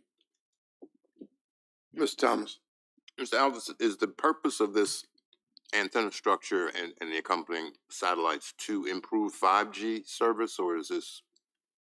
I believe this site would be equipped with 4G. Is that correct? Yeah, that's what this site would be about. It would be a 4G. Okay, so it's not the latest technology. It's I mean, I think it's not the latest technology that exists, but it's the latest that Verizon's building out, you know, in this part of the network. I think that's fair to say. okay. Thank you. Mr. Thomas, there's definitely a need in this area. I go to one bar for about 2 miles each side of Carmel Church exit. Oh, trust me, I know there's quite a few, and I hope I'm just talking to you now, but I hope there's more antennas coming. Any other board members have any questions? Mr. Chairman, if there are no other questions, seeing how this is a case where the county used to have total control over this particular zoning application or things, and now the state has given us structure, I would move that we approve this particular special exception with the conditions as stated in the board packet. Second. All right, there's a motion that we approve the special exception with conditions that are in the board package, proper second by Mr. Long. Mrs. Long. All in favor, say aye. Aye. Any opposed? Motion carries. Motion carries. Thank you. Next on the agenda is discussion of proposed Caroline County admissions tax. Mr. Pardon. Mr. Chairman, members of the board, a very brief introduction, and I'm going to turn it over to David Watson from the Commissioner's Office for PowerPoint. As you know, you had previously asked staff to take a look at an admissions tax as another possible source of revenue, and there was previous discussion in September that was inconclusive, and there were some questions primarily that Mr. Forehand brought up that we've gone back and tried to answer. And staff worked with the Commissioner's Office on developing a PowerPoint that will give us some more background, sort of a refresher course, and then go into some of the issues that were brought up before. With that, I would ask Dave Watson to come up and present the PowerPoint.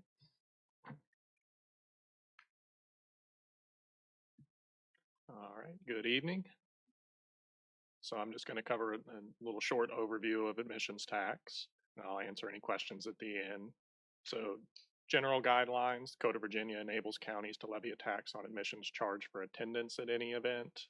Events are typically defined as any public amusement, entertainment, performance, exhibition, sport, or athletic event. The tax can range from between 0% and 10%, being the maximum of the amount charged for the admissions to the event.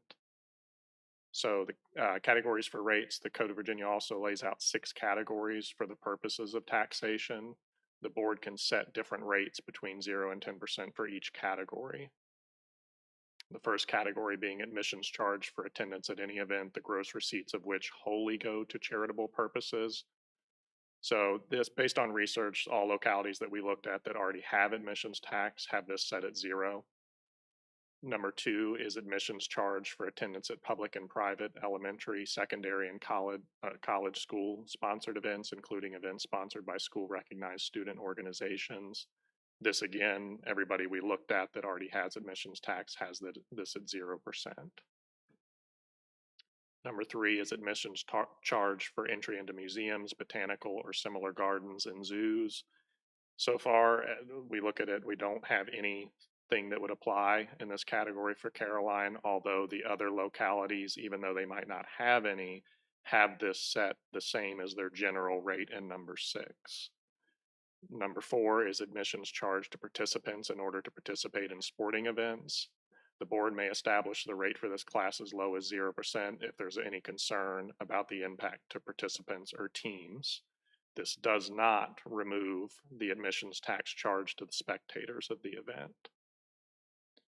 Number 5 is admissions charge for entry into Major League Baseball games and events at any Major League Baseball stadium, which has seating for at least 40,000 persons. This category obviously doesn't apply to us.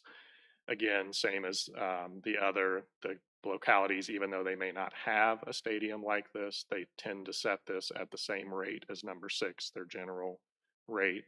And number 6 is all other admissions tax. So this is your general rate that fits all events other than the ones that fall in categories 1 through 5. Impact on smaller events. There were some concerns that were brought up about the potential impact of admissions tax on small events within Caroline. So for example, wrestling, jiu-jitsu tournaments held in rented space at the Meadow Event Park, Rappahannock Electric Co-op renting out the Meadow Event Park for utility rodeos and music concerts at Mr. B's. Staff, the Commissioner's Revenue's Office, and county attorneys have identified 2 possible options to mitigate this concern. So the first option, events selling individual tickets for entry under a certain dollar amount, for example, $10, could be excluded from the admissions tax. This would be much easier to administer with no follow-up needed after the event. The ticket price can be listed on the already required organized event form. The only problem with this one is you would need to consider the threshold carefully to not exceed the ticket prices for some of the larger events that generate substantial revenue. Number 2 is events under established attendance threshold could be excluded from the admissions tax.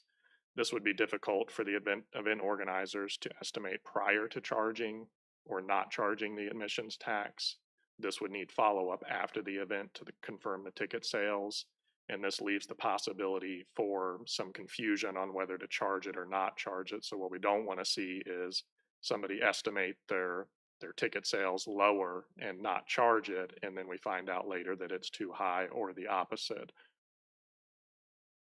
And then you have the revenue estimate here. So you've got from 1 to 10%, 1% being $65,702, all the way up to $657,020. And these revenue estimates are based off category 6 only. And that is all. If you have any questions, I will do my best to answer them. No problem. Thank you. So I'm sure we'll have some questions. Ms. Thomas, questions? Ms. Long? Ms. Forehand? Yes. For example, concert, Meadow Event Park, 12,000 people there. What category are we looking at? That would be number 6. Okay. Are all of them be category 6? Pretty much everyone that we know about falls into category 6. The way I'm reading category 1, admission charge for attendance at any event, the gross receipts of which go wholly to a charitable purpose. That would be like a church event? As far as I understand, or a benefit concert or something like that? it could be. As far as I understand that category, it would be typically your charitable organizations are the ones that are going to be putting on the event. Okay. And then as long as they don't pay out a for-profit business, then they're okay. I mean, you're talking to someone that just paid $30 to get in to watch their own kid wrestle in Virginia Beach this past weekend, and there was more than 10% tax on the admission. So this hits home, and it. Yeah, and unfortunately, kind of like in the presentation, number 4 that covers the participants in the team. Unfortunately, like you said, the parents that come to it that are charged to get in to see the event, unfortunately, they do fall into category 6 with the general rate. All right. I'm just trying to see if there's a way. Anyway, and school events such as a play, basketball game, football game, things like that, that could just be separate. We could put that in a separate category with it as 0%. Yeah, I would assume if it's in the public, private, elementary, middle, college, it would fall into that category, which people typically, I have not seen anybody set that at anything other than 0. Yeah, that's all right. But like Mr. B's and other, I'm trying to think of you know, someone had a festival at a farm or something like that, the farm out on 17, that sure, that's not really an event, but that's I'm paying $6 to go roam around your farm. Would that Yeah, be something like that be covered in something like this?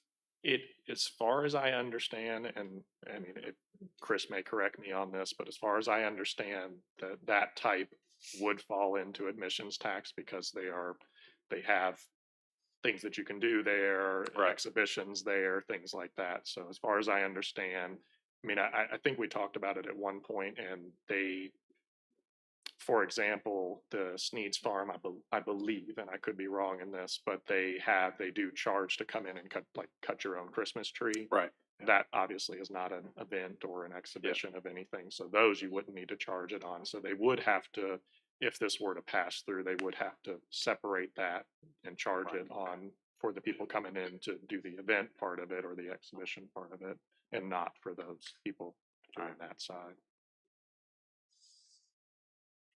How would the Commissioner of Revenue's office, would you just identify every possible business that's may do this? I mean, how would you enforce something like this, or how would you implement a tax? Well, the good part is, like I said in the presentation, is that we already have an ordinance for organized events where they're required to file with us. So we already have an application that they're required to fill out. Okay. So with admissions tax, there would probably just be a couple additions to that. If you all were to go with the ticket price option, we would want to throw that as on the application. We'd also obviously want to add a checkbox or a yes or no, whether the net proceeds or the gross receipts are going wholly to a charitable organization or charitable purpose. So those are the sort of things we would add to our already existing application. There's already a process in place that this just be piggybacked on that. Correct. Okay. Yeah. All right. Thank you. No problem. Mr. Seeley. You made me think of a couple of things, David, when you were talking with Mr. Forehand. Let's say the school system rented out the football field to some other organization to have an event. I don't, Chris, correct me if I'm wrong. They would pay. I think they would pay. Yeah, they just rented the facility. So once you rent the facility, they become category 6 and have to pay. So I believe so. if they rented that out for some sports, so let's go to the sports complex. They're there to observe baseball. It's a for-profit organization. They pay. So there would be a gate to get in there, even though we've struggled to keep somebody in there running that facility. Agribusiness. You touched a little bit on it, but let's go a step further, because we do have the hotel sort of animals on 17. How does that fall into that? How does that play into this? I would assume most of that is going to fall into this. I mean, like I said, the definition of event is pretty broad when it comes to exhibition, shows. They need to pay. So all of those. So I mean, so Mr. B's Bluegrass would also then fall into this. Exactly. Yes. Yeah, and like we covered in the presentation, it's kind of difficult to exclude them because we can't really look at it from a local or non-local standpoint, because that's not really something that you can do by law.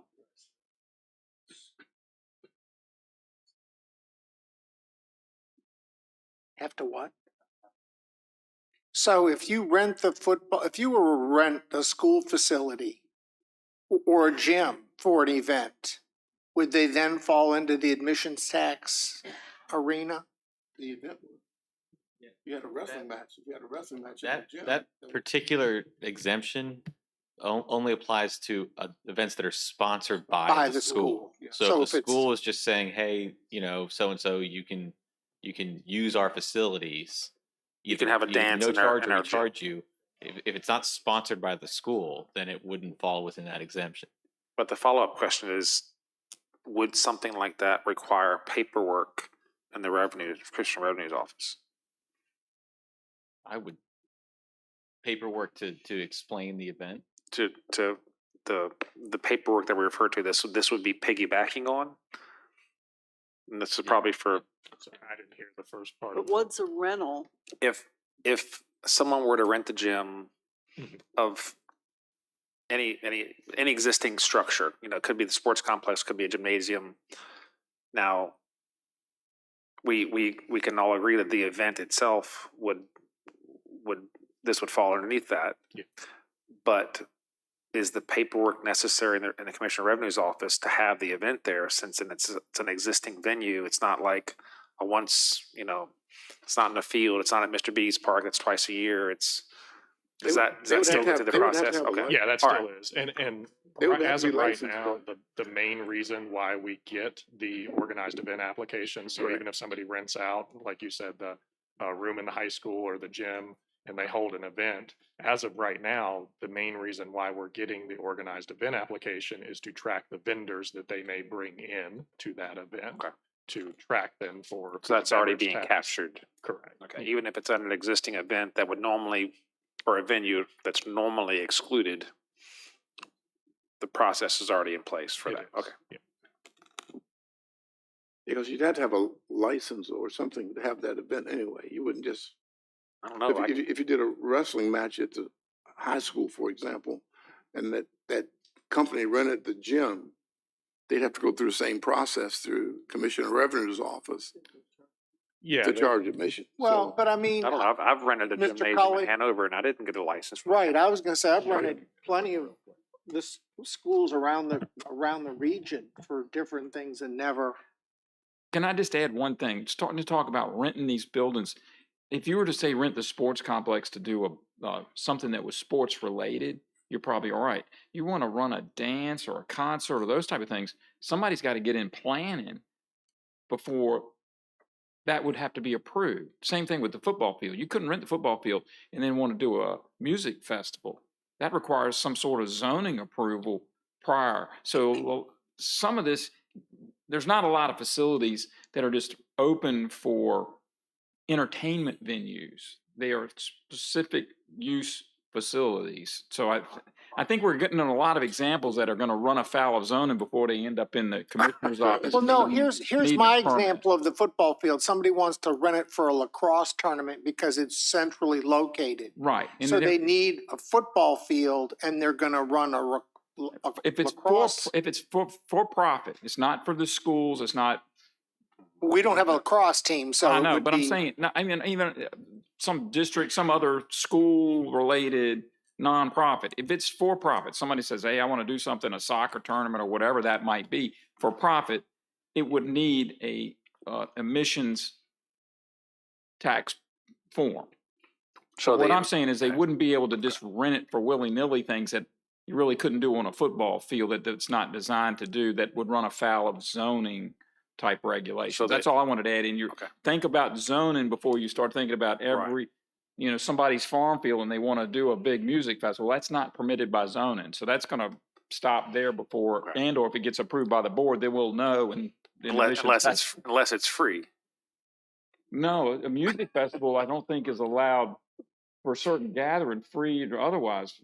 Becomes more of a Mike question than me, and I probably brought him in and he was hoping he was going to be out of it. But zoning does play in what you can do on your land. You as a private landowner only have rights to your land based on what zoning allows you to do.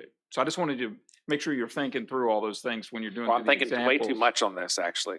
Yeah. Correct, but put zoning in there too. It's not everything is just can be done all over everywhere or with every building. But my point is the sports complex is already for sports, so. That could be, and that would be for profit would be. And they're for profit, so they would fall under the admissions tax where they don't now. And I don't know if they charge anybody to come in and watch. Very few events. We actually reached out to them and it's very, very few events per year that are actually charged for attendance. But to kind of elaborate on what you're thinking is with the sports complex, if somebody comes in, because you got to remember that this is a consumer tax, so it's not charged to the business, it's not only remitted by them.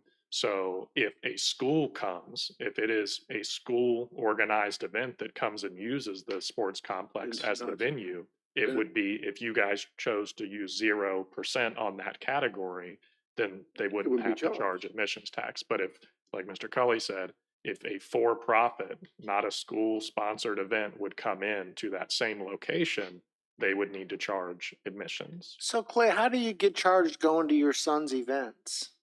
It's charged to AA. They won't let me in the door unless I give them a $20 bill. Right. I mean, Same way with AAU basketball. AAU basketball, volleyball, wrestling, they're all charging. It's all charged admission. It's a racket. $20, $30. I mean, it's charged. And I just checked, in Virginia Beach is 10%. They go the full tilt. Right. That's what I'm saying. Yeah. It was $70-some to watch my kid wrestle that we already paid to go to enter the person. Right. For 2 days. And you had to transport him and stay in the hotel. Had to drive them 2 hours, pay to get in the door for them to enter, and then pay $70 to watch them get their, wrestle. Yeah, but think of the scholarship you're gonna get. You know, he's gonna go to Iowa when they wrestle all the time. We could pass. So it's not an anomaly. It's things that are being done in all other localities, where you bring people in from out of the. Most of the time, it's the people that are paying the admissions tax, or some of them are from the locality, but most of them travel with travel teams and travel events. Mm-hmm. Those are the people that usually pay the admissions tax, and they're used to paying an admissions tax as part of their regular cost. Yeah, and like Chris said, the only anomaly that I could find that charged a rate on number 4 to the participants and the teams was Virginia Beach as well. And I believe it's 5%, half of what their standard rate is. But that was the only one that I could find that charged it to the participants. You know, to me, it's kind of like cigarettes. Cigarettes were $1, now they're $7 a pack, and people still smoking them. And the tax rate is up 10,000%, but they're still smoking them. They say, well, if it goes another penny, I'm going to stop smoking. But I did. I did. Oh, yeah, right. You hear that, Linda? So I don't think the admissions tax would hurt the local residents because of our athletic events and things for our kids. Those things from schools would be free anyway. Correct. So I think that, again, for me, after looking at this, that's why I brought it up. After looking at it and reading a little bit, again, it gives us an opportunity to save our real estate and personal property tax, not having to raise that, and having people coming into the county afford us some of the revenue without being able to save our taxpayers a penny here, a penny there, and it all adds up long term because it's the user that pays and not everyone in the county. And I think it's just a good revenue mechanism that 90% of the United States uses for revenue. Mr. And we have long. Oh, I'm sorry. I have a couple of questions. Number 1, what is the difference between gross and net? You've got it here, the gross receipts go wholly to charitable purposes. Wouldn't it be net? So we did a little bit of research earlier today, and so they're in another section, which I didn't cover in the presentation. So number 1 in 3717, the first category is, by my knowledge and my understanding, is to cover the charitable organization actually holding the event. And as a part of their wholly their gross receipts, that covers their cost of doing the event and everything. Now, what you're speaking of from the net proceeds standpoint is covered in section B of 3818, I believe. And that covers so say a for-profit business holds an event and they want to cover their cost, and then all of their net proceeds go to a charitable organization or an organization exempt from sales tax, they can donate their net proceeds and be effectively exempt from the admissions tax. So in one, if a group wanted to do a fundraiser for a charitable purpose, and these are just regular citizens giving their time and cooking and that type of thing, they would have to donate all that. They couldn't cover table rentals or anything else. It would all have to be covered. You would have to be gross and not net, whatever they made to earn. In that situation, we wouldn't cover them under number one. We would cover them in another section. So 3818 section B, we would cover them under that, and we would put, we would correct? And that would, you don't have to set a rate. Set We a just have to put that in the ordinance, ordinance, that okay. states that they're excluded from yeah, we would admissions exclude that. tax. That's what we Yeah. would. Question? Oh, Mr. Chairman. Yeah, I was just gonna say, I don't have a super bad feeling about looking into the admissions tax. I understand it's coming about, but there are so many different exceptions and twists and turns. And we've just had an audit that's promising. We've just done a cigarette tax. I would like us to take our time working on this and study it and then bring it back. I mean, we spent a year at the planning commission and a year with us on solar. Look where that went. So let's take our time and look at this. I am not in favor of pushing through right away with this. I think we need to look at all our different groups and massage it and understand exactly what rates and percentages we want to do for different classes of people. Could I ask a quick question? Oh, Mr. Forehand, then you had some, Mr. McKenzie? I just wanted to highlight a little bit of something from Ms. Long. We did research the gross v net issue today. We had a conversation about it, and there frankly isn't a lot of law on these statutes, but I found what we have, a couple AG's opinion. And on the gross proceeds, gross receipts question, the one piece of law we have is pretty unequivocal that it means all of the proceeds from the sales have to go to a charitable purpose. They leave it up to the locality to define from a factual standpoint whether those proceeds are going for a charitable purpose. So when David and I were discussing this, we said, well, if you have a charitable organization and they're holding their own event, I think it's a fair argument to say that everything they spend on the event is going to a charitable purpose because they're a charitable organization. So even though the gross proceeds have to be allocated to charitable purpose, they can pay for their own expenses. What they can't do under that exemption is say hire a caterer or something to come in, or hire a tent company to come in, a for-profit company, and use the proceeds of the event to pay them. That would be excluded. It is, like you said, very nuanced and complicated, but I think that's the state of the law right now. All right, but that circumstance that you just said, we all realize the Farm Bureau is a nonprofit, right? And they put on the fair, right? But they hire Degler Amusements for the fair, for the rides. So we have a nonprofit that's charging a fee at the gate that hires the. You see where I'm going with this? Yes, and I think that they would come outside of that, and so we'd be stuck, and then we'd be looking at, well, are the net proceeds being given to a nonprofit entity? They're not. They're for profit. And why if they they're do it. they're not, Degler is, but the Farm Bureau is not. The Farm Bureau is a nonprofit. Yeah. You want me to read their website? Yeah, you know what? Yeah. Farm Bureau, the Virginia Farm Bureau is the largest nonprofit agricultural advocacy organization in Virginia.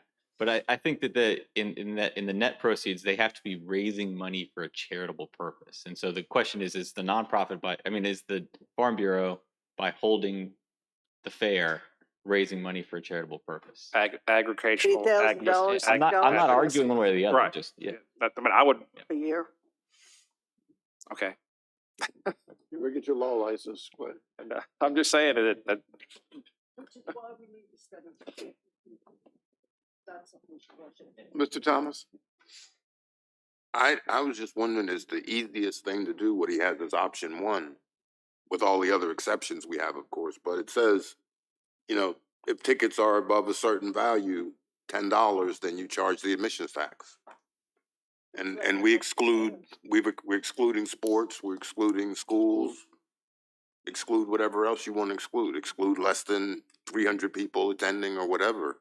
Yeah, the only things we found in doing a little bit of research was we found, like, to Mr. Forehand's point, there are some events like jujitsu events and sporting style events held at the Meadow Event Park, not by the Meadow Event Park, but at the Meadow Event Park, that this year had ticket sales of around $12, $13. So they can exceed $10. So it is possible. I mean, But like we said in the presentation, if you start to push up towards 15, you're getting into that ticket price of most of your larger Yes, events. it's so much. Yeah, I mean, that's the thing. You could still limit a jujitsu tournament by saying it's less than 100 people or less than 1,000 people. You can, that's an option. If you're getting 185,000 people, they ought to be able to afford another dollar. Mr. Chairman. Yes, Mr. Black. I just would like to make, I 100% agree with Ms. Long. I mean, I think we need to take our time with this. And because in the end, it really is kind of, if we do what Mr. Thomas is saying, what my understanding is, it really kind of hits one business in the county. I mean, it may hit somebody, the major revenue is going to come from one source. We all know what that source is. And that source has not been at the table. And that source also, this year, the concert series is not guaranteed. There's options for that concert series to leave Caroline. And I know this is one opinion, but I don't think we have been the most welcoming of locations for that locality or that series. And, I just don't want to chase them off. I'm not saying I'm opposed to it, but what I am saying is I think we need to have them at the table in a longer discussion, I think is what Ms. Long is kind of referring to. And I agree with Mr. Broadus. There's only so much milk we can get out of the cow. I mean, I think that they have been very patient with us. I think they worked with Mr. Whiteman and you over the summer. I think they, for some of the noise issues, and I think they have tried to do everything in their power. And I believe they had even mentioned, possibility of like, hey, if you do this, then some of it goes back into, if it does happen, some of it goes back into the meadow for whatever, tourists or some of the stuff that they can use. So I do think agree with Ms. Long that I think this has to become a bigger discussion, because the last thing I want to do is, this is a thriving business that we kind of really, people are having a great time at it and we're making money off of it. And I really think that it's something that we should sit down at the table and be a partner with them, because I would not want to lose them. So that's all. Thank you.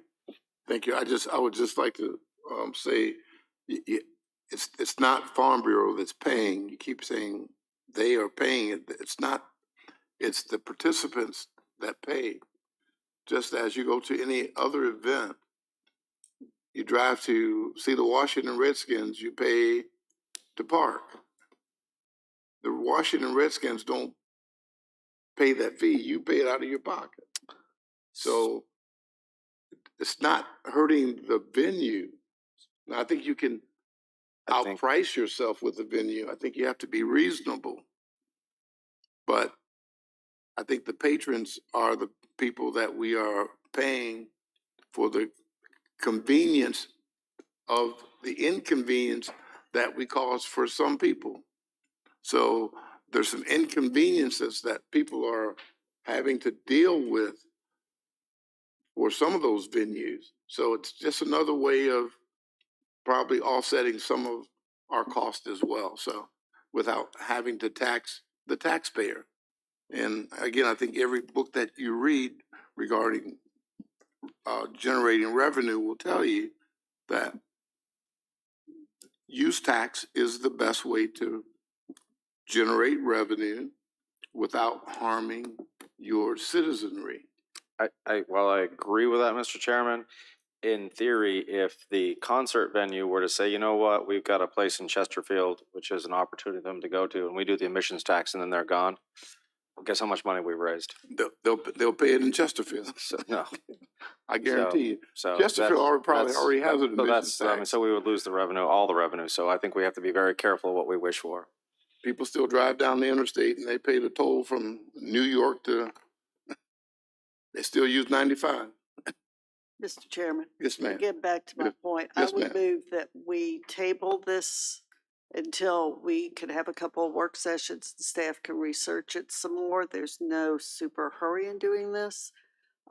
It is certainly not something we're going to make a decision on tonight. So however you would plan to move forward, we're not going to move forward with it tonight, obviously. It's our decision whether we kill it and move forward.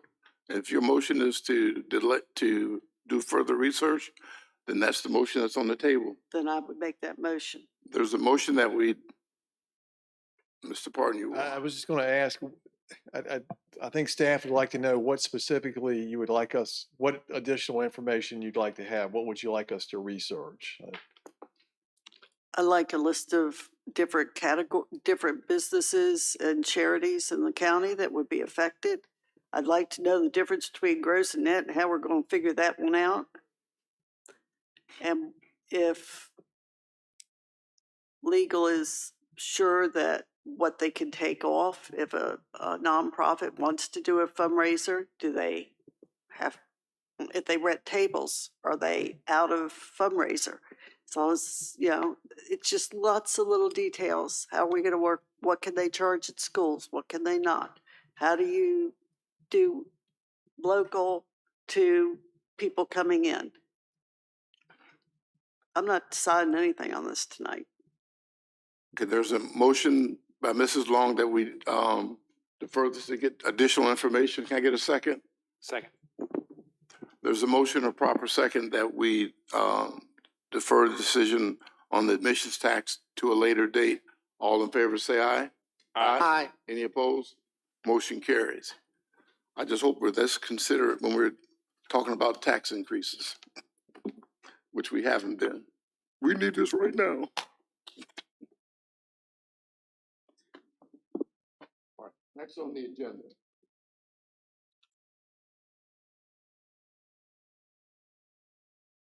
is under new business. One-time bonuses for employees. Mr. Cully, I believe.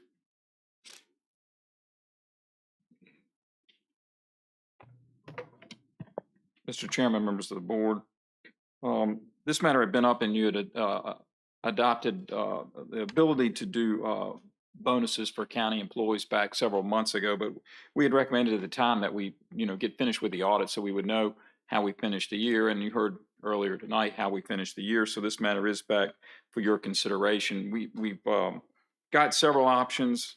Some of them we'd had in that original memo, and I'll try to explain, especially option one. It was an option that I'd come up with, because if you picked $1,000 for a full-time person, say a 40-hour-a-week employee, then how do you figure out how you create the most fair situation for your part-time people? Because you have some part-time people that work a few hours a week and some part-time people that work as much as 35 hours or 38 hours a week. So you could pick a number like $500 or $750. So you have a person that's part-time that's working very little, getting as much as a part-time person that it's working a whole lot. So I asked staff to develop, and that's what we did. You basically take the $1,000, works out to $25 an hour on a 40-hour person. And so then we looked at average hours worked, because we know what part-timers work by looking at a year's worth of pay and run a report. And so that's where this comes up, that we have some people that would be ranged $25 all the way up to $822 because they work different hours on average for us. So that's what that first option is. And there are 7 employees that work very little for us that would only get $25 to $50 of this bonus, but they work very little for us. And so in fairness, no. I do just have some part-time people that only fill in a little bit. I mean, occasionally, once a month maybe. Some people don't even work monthly, so they don't in a year's time work a whole lot of hours. Option 2 is $1,000 one-time bonus for full-time and that random $500 for part-time. So that would certainly work. It just is not quite, if you, it's fair. I think everybody would take it. Option 3 would be to split up that part-time into at least segments of hours work. So it's 1,000 for full-time. And then if you work less than 20 hours, which is half of that 40-hour week, $500. And if you work over 20 hours a week on average, then 750. So you kind of understand where that is, and probably a little more fair than option 2, which is 500 for everybody. Those people that are at least working more than 20 hours a week would get more than that person that's working 5 hours a week average. And then of course there is a fourth option, pay $1,000 to everybody, which probably is going to be your most expensive option. Treat the part-time people as the same as the full-time people, and that's certainly an option that you could pick. And we broke these various options down. Option 1 is the least probably expensive for the county in that of the 89 part-time people with various work history, work hours, you can see that works out about $39,000, $39,605. The full-time is always the same number, 1,000 times the full-time people. So that would cost the county about $292,583. If you went to 500 a part-time, then that works on up to $47,904. So you can see you're paying some people that $500 bonus that really not giving you a whole lot of part-time hours. And then if you go to the 3-tier, that works up to $28,000 and $29,000, 28 for the 500 tier and 29 for the 750 tier. It's because it's 36 people that are working more than 20 hours a week versus 53 part-time people working less than 20 hours a week. And of course, as I said, option 4 is just 89 part-time people working $1,000. It works up to your 9508. But I don't understand the math there exactly. Oh, benefits, taxes. So it's 4 options we have. You could always have another one. I do believe I was the one that came up with it. Option 1 is the fairest to the part-time people because if you work a lot of hours, you get more of the bonus because it's based on a rate versus what you average for us as part-time employees. So you're rewarding the people that work more with the bonus. So, Mr. Underwood? Yes, Mrs. I know we're going to have discussion, I'm sure, but in my motion would be that we adopt option number 1. I think people deserve to be paid for the hours they worked. Our part-time people should be paid at the same rate as our full-time people. They're all part of the same team. They've got to work together all year long.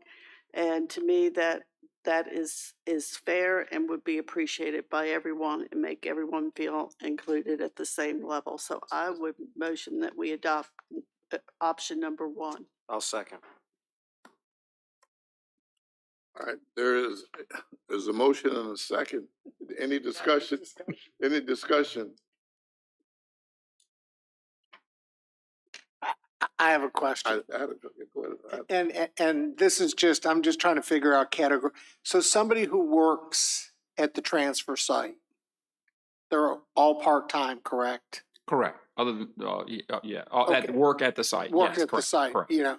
So what is an average person working at that site? What kind of hours do did we lose Mr. Sheeble? Oh, no, he's in the back. I'm just trying to It's get a all over the thumbnail map, but sketch. there again, we probably have some that give us a fair chunk of hours versus some that just fill in. That we call Right, up as I'm a just fill-in. thinking, I see some people. They're always there. They work in Always. 30 some plus hours or more. Right, and I'm just, I would say we have about 50% that work 24 plus hours. We have probably 20% that are working 30 plus hours, and then the rest would fall below the 24. So I would say we probably would have 75% of our employees are above 20 hours. okay, I'm just trying to get a thumbnail sketch of what we're looking, I'm looking at the actual math that's involved, because I see it's 39,000, and when you come down to option 2, it's 47,000. When you get to option 3, you start splitting that up. So I do see the progression. I'm just looking for thumbnail of who's encompassed. It appears, if I can, Mr. Cully, you've already done the math on option 1. We have. I mean, So you've divided all the people up We ran a query, looked at what Spreadsheet payroll or was. something, Yeah, okay. right. So that's already taken into effect what Mr. Seeley's talking about based on the number of hours they're working. Correct. Okay, okay. It's not a guess. That's actually finance doing the work, looking at a history of payroll for these part-time employees. Because that's how I know that there are some that don't work hardly. Less than, we have a couple that are really, one in fire and rescue that's once every blue moon. So. Okay. So we didn't feel it was necessarily fair to give somebody who works once every 6 months part-time, we're gonna call them like seasonal or something, and can you like draw a line and say, all right, because that's not fair to the people that are in the office, 5 days a week. All right. I've seen what finance can do with numbers, so I believe him. Okay. I believe her. All right, so Don't there's believe me. Come on. any other discussion? So there's a motion and a proper second that we adopt option 1 for bonuses to employees that will be paid to them before Christmas This week, this week. Friday, they will go out Friday. We'll go out Friday. All in favor say aye. Aye. Aye. Any opposed? Motion carries. Congratulations to our employees. Merry Christmas. Thank you. And thank you for all your hard work. Thank you, Mr. Cullen. All right, item number 7, first reading of text amendment 01-2022. In orders to amend the zoning ordinance of Caroline County to repeal and replace Article 15, supplemental regulations, Section 2, fences, walls, hedges, paragraph 1. Mr. Fincham. Mr. Chairman, members of the board, now that we've gotten all of our solar projects out of the way, we have some other zoning matters that have been in the pipeline for a while that we're going to start working our way through to the board. Among those are a number of text amendments that the Planning Commission has looked at and forwarded to the board for your consideration. The first one out there that's actually been on the table the longest is this amendment related to fence heights and under our county zoning ordinance. And this actually goes back to a issue related to somebody who installed a fence a little bit taller than allowed by the current ordinance, and was a complaint-driven amendment. Currently, for example, in our R1 district, your maximum fence height for your front yard is 36 inches. Most fencing material doesn't come in a 36-inch. It's 42 to 48 inches. So we were really trying to amend our ordinance to be consistent with the realities of what we see out there in terms of fencing materials. That's really the generation of or the basis of this ordinance amendment is to, not force someone to have an expensive fence constructed at a lower height when there are perfectly valid or perfectly good fencing materials available at a standard height that can be acquired and constructed for much less cost. And just to add, there's been other circumstances since Yes, sir. that I'm aware of from just the initial enforcement issue. Yes, sir. Mr. North, could I ask a question? Yeah, Mrs. Long. Why the increase to 8 feet on the side yard? Was there a reason for More of that? a privacy issue. I mean, we could keep it at 7. Anytime you go over 7, it requires a building permit as well because of the additional height. So 8 feet and above does require a permit. It was really more of a privacy issue to allow people to have a little bit taller privacy fence in their rear areas if they wanted to. If they're willing to go through the building permit process for that additional foot, we thought it was appropriate to allow them to do that. The sheriff's department didn't have any issue with that. We actually didn't. You're gonna have to have a ladder to look up over it anyway, whether it's 7 feet or 8 feet. So, Okay, that's a good point taken. One of the issues, Mr. Underwood. One of the issues we have found people along roadways that are trying to block noise would like to go to 8 feet instead of 6. Even though I don't know that it'll make that much difference, they think it will, and I think this will give them the ability, if they want to go through the expense, I don't have a problem with it. Maybe a headlight shining. That's true. And this is your first reading. If you do forward this to public hearing, you'll still have the opportunity to make modifications. Change it. Mr. Thomas? Mr. Fincham, what can be more strict? The county ordinance or an HOA ordinance? HOA can be more restrictive than the county.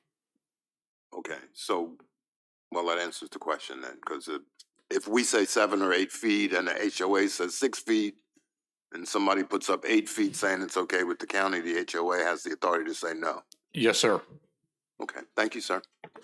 Mr. Have you seen the fencing at Page and Route 1? Yes, sir. Okay, just making sure. We are well aware of that. Yes, sir. All right. Very unique. I've also seen the storage containers at another location. You got a question, Mr. No, I was just saying that. Okay. Want to move this? You want to move this to January 24th? I would like it, yes, to go to public hearing. All right. Second. Then we'll move to the January 24th meeting. Yes, sir. Thank you, sir. Meeting. Second Yes. meeting. Second meeting. Yes, sir. January. Yep. All right, next on the agenda is the closure of the Caroline County Literacy Council.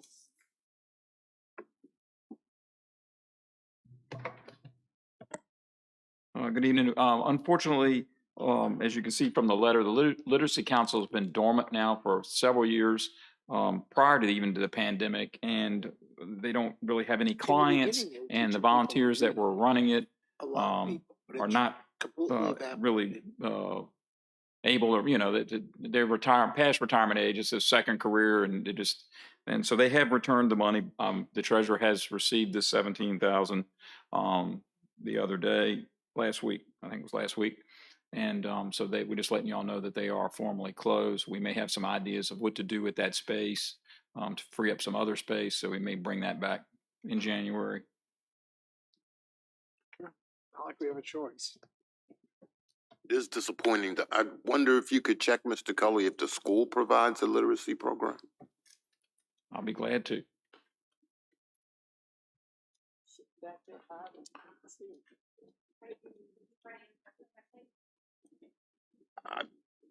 Since you're back there. Well,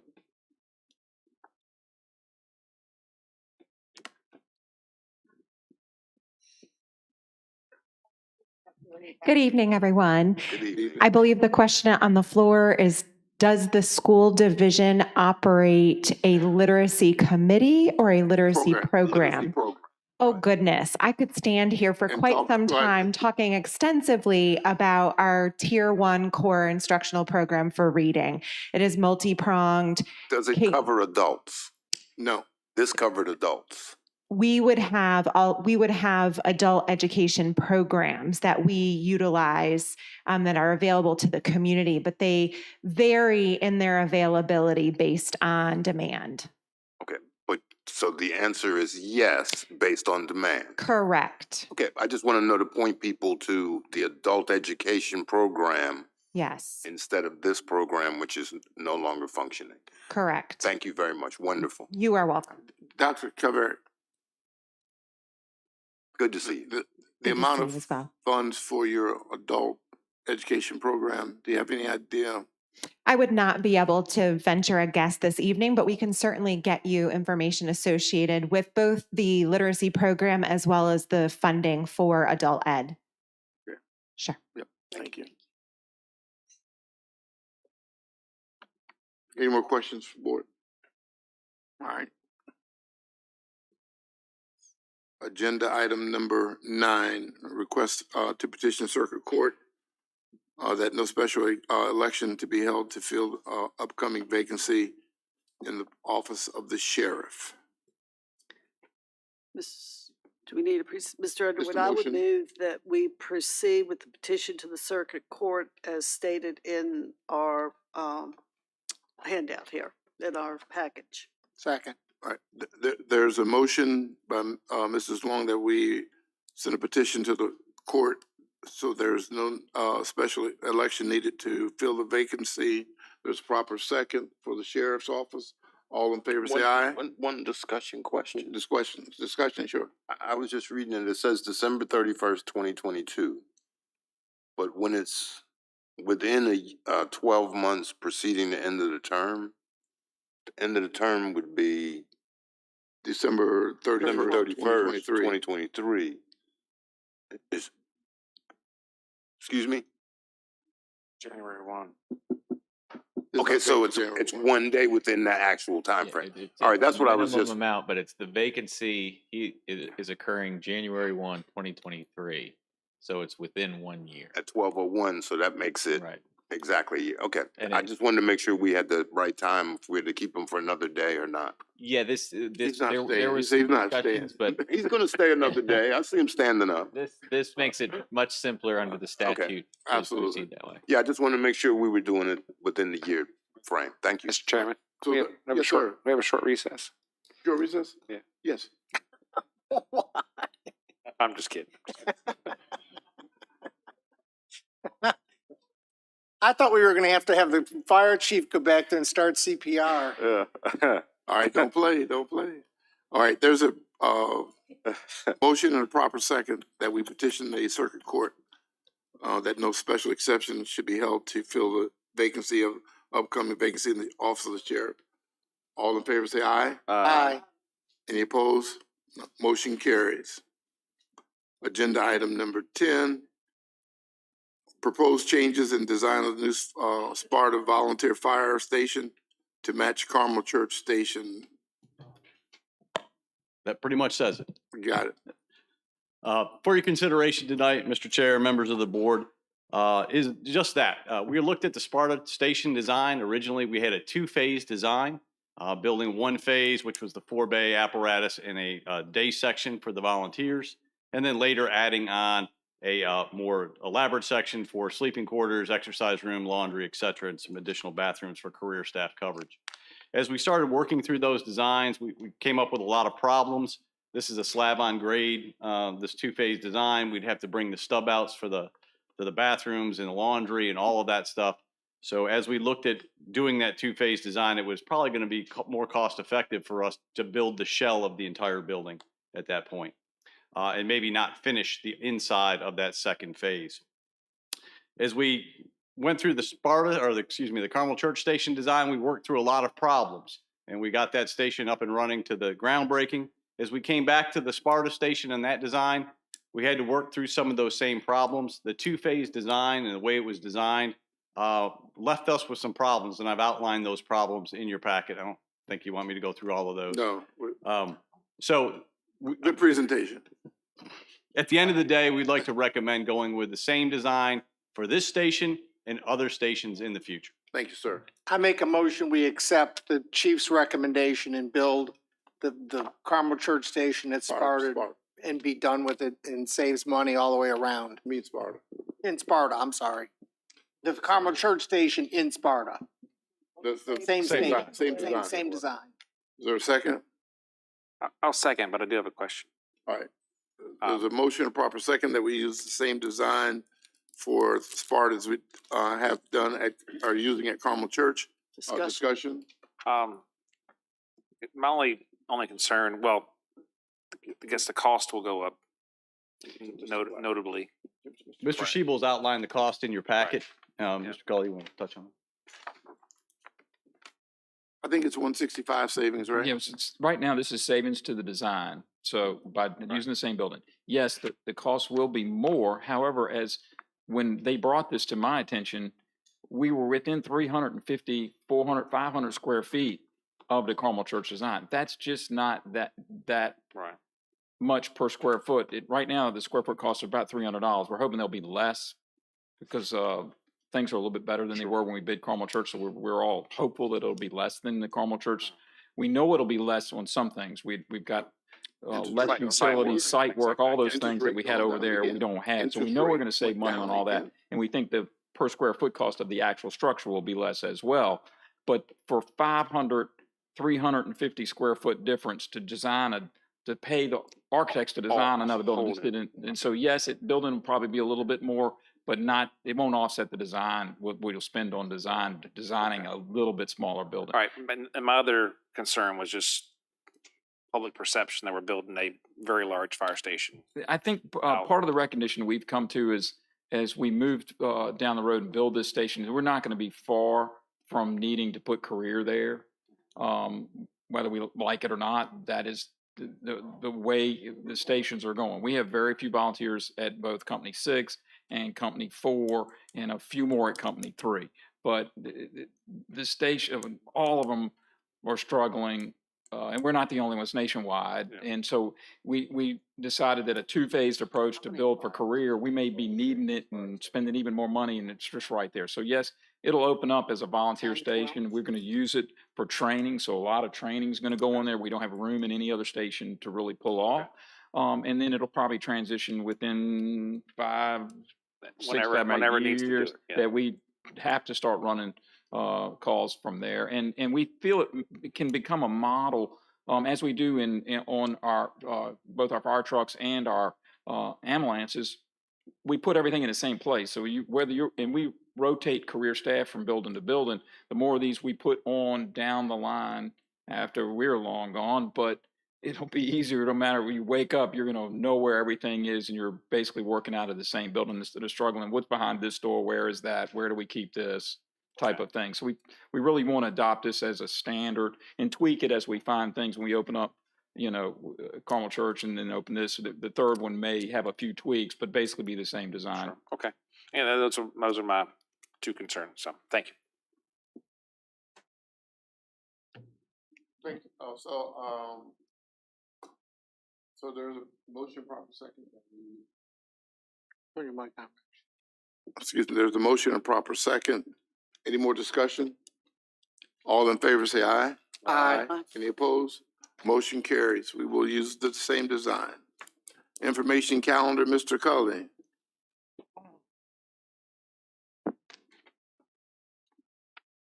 Is the Carmel Church station finished yet? They're still working. Looks good. I mean, they're getting the pad site ready. We're working through our issues on the underground wire, so I'm hoping we will be moving that out of the way soon. As we mentioned earlier, we do have a reception on the 19th for Captain Southworth down here at the EOC. Friday, the 23rd, is a Christmas holiday. Along with Monday is the observed for Christmas because Christmas falls on Sunday. And then we also have Monday the 2nd is observed holiday for the 1st. Our first board meeting of 23 will be the 10th at 6 o'clock. And then we, right around that corner, have a holiday on the 16th. You remember this is January, February holidays. And then our second meeting will be the 24th. I don't have really anything else to report on for any other. Thursday we got the sheriff reception. Oh, yeah. Oh, are we all invited this week? to that? Yeah, the sheriff's reception is this week. I'll look right by that one. Sorry. Yeah. Sheriff's reception at 2 p.m. and that's at Bowling Green Town Hall. Mr. Cullen, on the capital projects, softball field lighting records canceled and the playground equipment. Some of those things were canceled back during the pandemic. And so they need to be put back on. Huh? I thought Depends on which one. That was a $305,000 that was on not the high school. That's at the park. Right. And that was in to be done during the pandemic year where I had to kind of pull that aside. That's a big part, right? Tennis courts and the softball field at the high school were approved. We've done the purchase order. The equipment's sitting on the ground for both of those. Go back. You So skipped the my other ones question. were all canceled. Yeah, the All the other softball, lighting projects. I thought we put them back. The one at the big park, right? So you did the high school. We did the high school softball. We did the high school, and then I thought we did the tennis courts and the tennis court. We did lights at the softball for the For the girls, Correct. For the not girls. lights at the park for the county.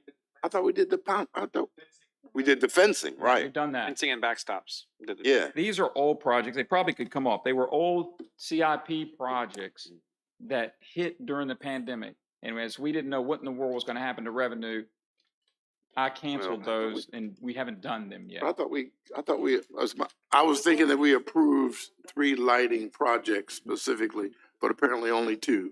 We've got thought we- estimates and all that stuff, and it'll probably go back into CIP now. Right. But that's what I was thinking. I was thinking we approved 3 lighting projects: the girls, the tennis, and the park. No, But the park, obviously, that was fencing. Those Okay. big Yeah, the nets and all park, that stuff. because we had the big discussion about how much fencing to put up there and whether to fence the whole thing, and Correct. we decided Okay. not to, and Okay. So we can take a look at, We hope to put some of these back in CIP. okay, sir, thank you. All right.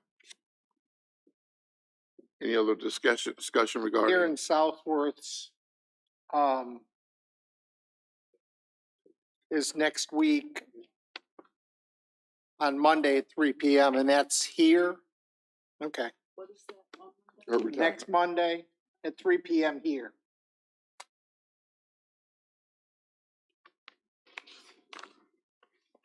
Okay.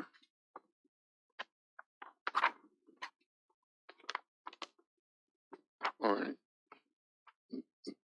Mr. Black? We're ready for the, Yes, sir.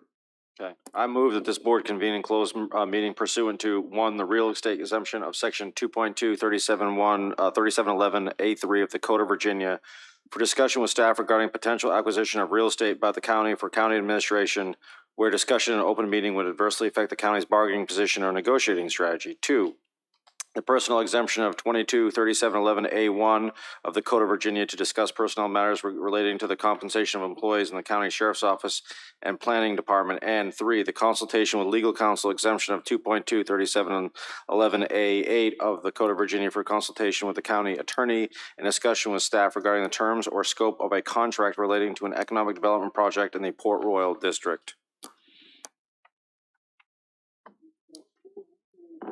Can I get a second? Second.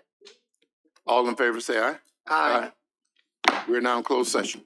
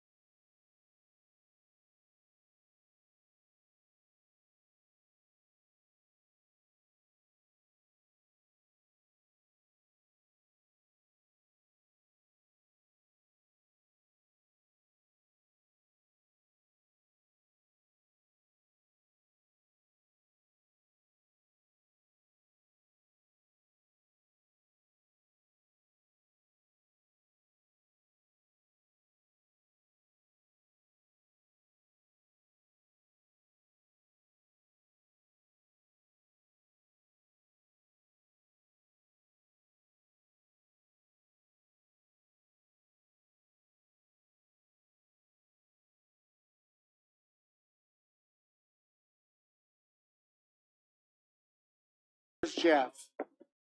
Are you okay? The Eternal? He's on. I make a motion, we come out of closed session. There's a motion and a second by Ms. Long that we come gotta out do of that closed first. session. Don't we have to come out of closed session? first? All in favor, say aye. Aye. Mr. Black? I move the Caroline County Board of Supervisors certify that to each of the best of the board members' knowledge, one, only public business matters lawfully exempted from the open meeting requirement by Virginia law were discussed in closed meeting to which this certification applies, and two, only such public business matters as were identified in the motion convening the closed session were heard, discussed, or considered by the board. Second. Mr. Forehand, you so certify? I so certify. Mr. Black, you so certify? I so certify. Mr. Sealy, you so certify? I so certify. Mrs. Long, you so certify? I so certify. Mr. Thomas, you so certify? And I so certify. I'll take a motion regarding closed Mr. session. Chairman, I make a motion that we give the county administrator the ability to adjust pay scale as necessary for the employees discussed In closed session. in closed session. There's a motion that we give the county administrative the authority to adjust the pay raises for the employees that we discussed in closed session. Or second? Second by Mr. Thomas. Any discussion? All in favor, say aye. Aye. Any opposed? I make a motion to adjourn. Closing board comments? Anyone? Closing board comment? Yeah, I just, congratulations, Mr. Chairman, on 2 years, and we don't agree on a darn thing, but congratulations. Well, I'll be chasing you in January. All right. Thank you. Yes, Can I have a short recess, please? Mr. Underwood, well done. Thank you, and I'm glad your knee's doing well. Alan, your coat, I think, is up here. got it. He's got it. That's Well, mine. then that's yours. All right, there's Pam's wrap. Can I give that to you to take to her? All right, thank you. And everybody have a very Merry Christmas. Merry Christmas to all. Motion to adjourn. So moved. Second. It's proper motion second. We are adjourned. It's over.